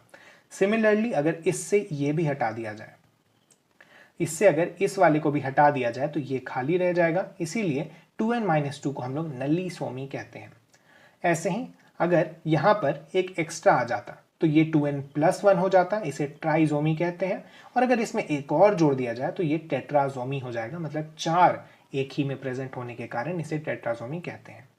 क्रोमोसोमल डिसऑर्डर्स के कुछ स्पेसिफिक नाम हैं जिन्हें आपको याद रखना है। डाउन सिंड्रोम जब ट्राइसोमी हो जाती है 21st क्रोमोसोम में, तब होता है डाउन सिंड्रोम। इसमें मेंटल रिटार्डेशन देखने को मिलती है और ये एक ऑटोसोमल डिसीज है। अगला है क्लेनफिटर सिंड्रोम। ये सेक्स क्रोमोसोम्स में जब XXY हो जाते हैं तब देखने को मिलता है। इसमें मेल्स के बॉडी में फीमेल कंडीशंस शो होने लगते हैं। सिमिलरली टर्नर सिंड्रोम में क्या होता है, XO मतलब एक जीन गायब होता है। ये लोग स्टेराइल होते हैं, जो लोग इस कंडीशन से सफ़र कर रहे होते हैं, और इनमें सेकेंडरी सेक्सुअल कैरेक्टर्स का डेवलपमेंट नहीं होता, वो नॉर्मल नहीं हो पाते। उसके बाद है सिकल सेल अनीमिया, एक ऑटोसोमल डिजीज है जो कि मेल्स और फीमेल्स में इक्वल नंबर में होता है। तो टोटल 2 तरह के, मतलब टोटल नहीं, हम लोग कहेंगे अगर 2 तरह के ब्रॉडली हम लोग इस तरह के क्रोमोसोमल डिसीजेस को क्लासिफाई करते हैं। एक ऑटोसोमल जो कि ऑटोसोम्स में होता है, और एक सेक्स लिंक्ड जो कि सेक्स क्रोमोसोम से लिंक्ड होता है। जनरली एक्स लिंक्ड देखा जाता है इन डिजीजेस को, लेकिन कुछ वाई के भी एग्जाम्पल्स हैं, हम लोग उसके बारे में बाद में डिस्कशन करेंगे। सबसे पहला अगला हम लोग देखते हैं हीमोफीलिया। हीमोफीलिया जैसे मैंने आपको बताया एक्स लिंक्ड है, ये मेनली मेल्स में देखा जाता है। इसमें क्या होता है कि अगर एक मदर है जिसको हीमोफीलिया की जो कैरियर है, मतलब एक एक्स और एक एक्स डैश है, तो उसके जो चिल्ड्रन होंगे उनका यहाँ पर हम लोग चार्ट बनाए हैं। अगर इसका वाई इसका एक्स मिलता है तब तो नॉर्मल चाइल्ड, अगर इसका एक्स मिलता है तो नॉर्मल गर्ल चाइल्ड, इसका वाई और इसका एक्स डैश मिलता है तो एक डिजीज वाला चाइल्ड पैदा होता है। ऐसा क्यों होता है कि ये मेल लिंक्ड होते हैं, क्योंकि अगर ये एक्स क्रोमोसोम से लिंक्ड है तो मेल्स में सिर्फ एक ही एक्स क्रोमोसोम आता है जो कि उनकी मदर से आता है। अगर मदर एक कैरियर है तो उनके बच्चे को ये 100% होने का चांस होता है। हम लोग मतलब कह सकते हैं कि अगर उनके किसी चाइल्ड को ये होता है तो वो मेल्स को ही होगा, क्योंकि फीमेल्स को फादर से भी एक एक्स क्रोमोसोम मिलता है, जो कि अगर फादर भी इन्फेक्टेड ना हो, फादर एक नॉर्मल हो, तो उस गर्ल चाइल्ड में होने के चांसेस नहीं है। वैसे ही हम लोग यहाँ देख सकते हैं कि एक कैरियर गर्ल चाइल्ड यहाँ पर बनेगी और एक डिजीज वाला मेल चाइल्ड यहाँ पर होता है। उसके बाद कुछ और एग्जाम्पल्स हैं। फिनाइल केटोनोरिया एक ऑटोसोमल रिसेसिव डिजीज है। आप बस इन्हें याद कर लें कि ये किस कैटेगरी में आते हैं, क्योंकि आपसे कैटेगरी पूछा जा सकता है, क्या ये एक्स लिंक्ड है या फिर ये ऑटोसोमल है। तो आपको याद रखना है कि ये ऑटोसोमल रिसेसिव डिजीज है। वैसे ही सिस्टिक फाइब्रोसिस भी और थैलेसीमिया भी एक ऑटोसोमल रिसेसिव डिजीज है। अगला हम लोग देखते हैं कलर ब्लाइंडनेस। सिमिलरली जैसा हमने ऊपर देखा था वैसे ही कलर ब्लाइंडनेस भी एक्स लिंक्ड डिजीज है, इसको डाल्टनिज्म भी कहते हैं। यहाँ पर आप देख सकते हैं कि अगर फादर कलर ब्लाइंड है और मदर नॉर्मल है तो उसके बाद जो चिल्ड्रन होंगे वो नॉर्मल होंगे, और अगर वो नॉर्मल से मैरी करते हैं, नॉर्मल्स के साथ अगर चाइल्ड प्रोड्यूस करते हैं, तो वहाँ पर 0% कलर ब्लाइंडनेस देखने को मिलती है। लेकिन अगर फादर नॉर्मल है और मदर कलर ब्लाइंड है तो उनका जो सन होगा वो कलर ब्लाइंड होगा, और अगर वो एक नॉर्मल से चाइल्ड प्रोड्यूस करता है तो वहाँ 50% ऑफ चाइल्ड कलर ब्लाइंड, मतलब गर्ल चाइल्ड कैरियर्स हो सकती हैं, क्योंकि गर्ल चाइल्ड तो कलर ब्लाइंड होंगी नहीं, तो गर्ल चाइल्ड कैरियर्स हो सकती हैं अगर नॉर्मल के साथ उन्होंने चाइल्ड प्रोड्यूस किया तो। वैसे हम लोग आगे देखते हैं। अगर एक टर्न ऑफ डीएनए में कुछ डेटा है, यहाँ पर आप इन एक्स्ट्रा इन्फॉर्मेशन को भी याद रख लें कि एक टर्न ऑफ डीएनए का जो लेंथ होता है वो 3.4 नैनोमीटर होता है। डीएनए को ट्रांसक्रिप्शन के थ्रू एमआरएनए में और एमआरएनए को ट्रांसलेशन के थ्रू प्रोटीन्स में कन्वर्ट किया जाता है। एमआरएनए का जो एम है वो मैसेंजर रिप्रेजेंट करता है टीआरएनए का टी ट्रांसफर को, और आरआरएनए का राइबोसोमल को रिप्रेजेंट करता है। ऐसे ही 64 टाइप्स ऑफ कोडॉन्स पाए जाते हैं। कोडॉन्स क्या होता है, एक तरह से हम लोग इन्हें, अगर आपने कंप्यूटर लिया है तो आप जानते हैं कि कोडिंग की जाती है वहाँ किसी भी प्रोग्राम को रन करने के लिए।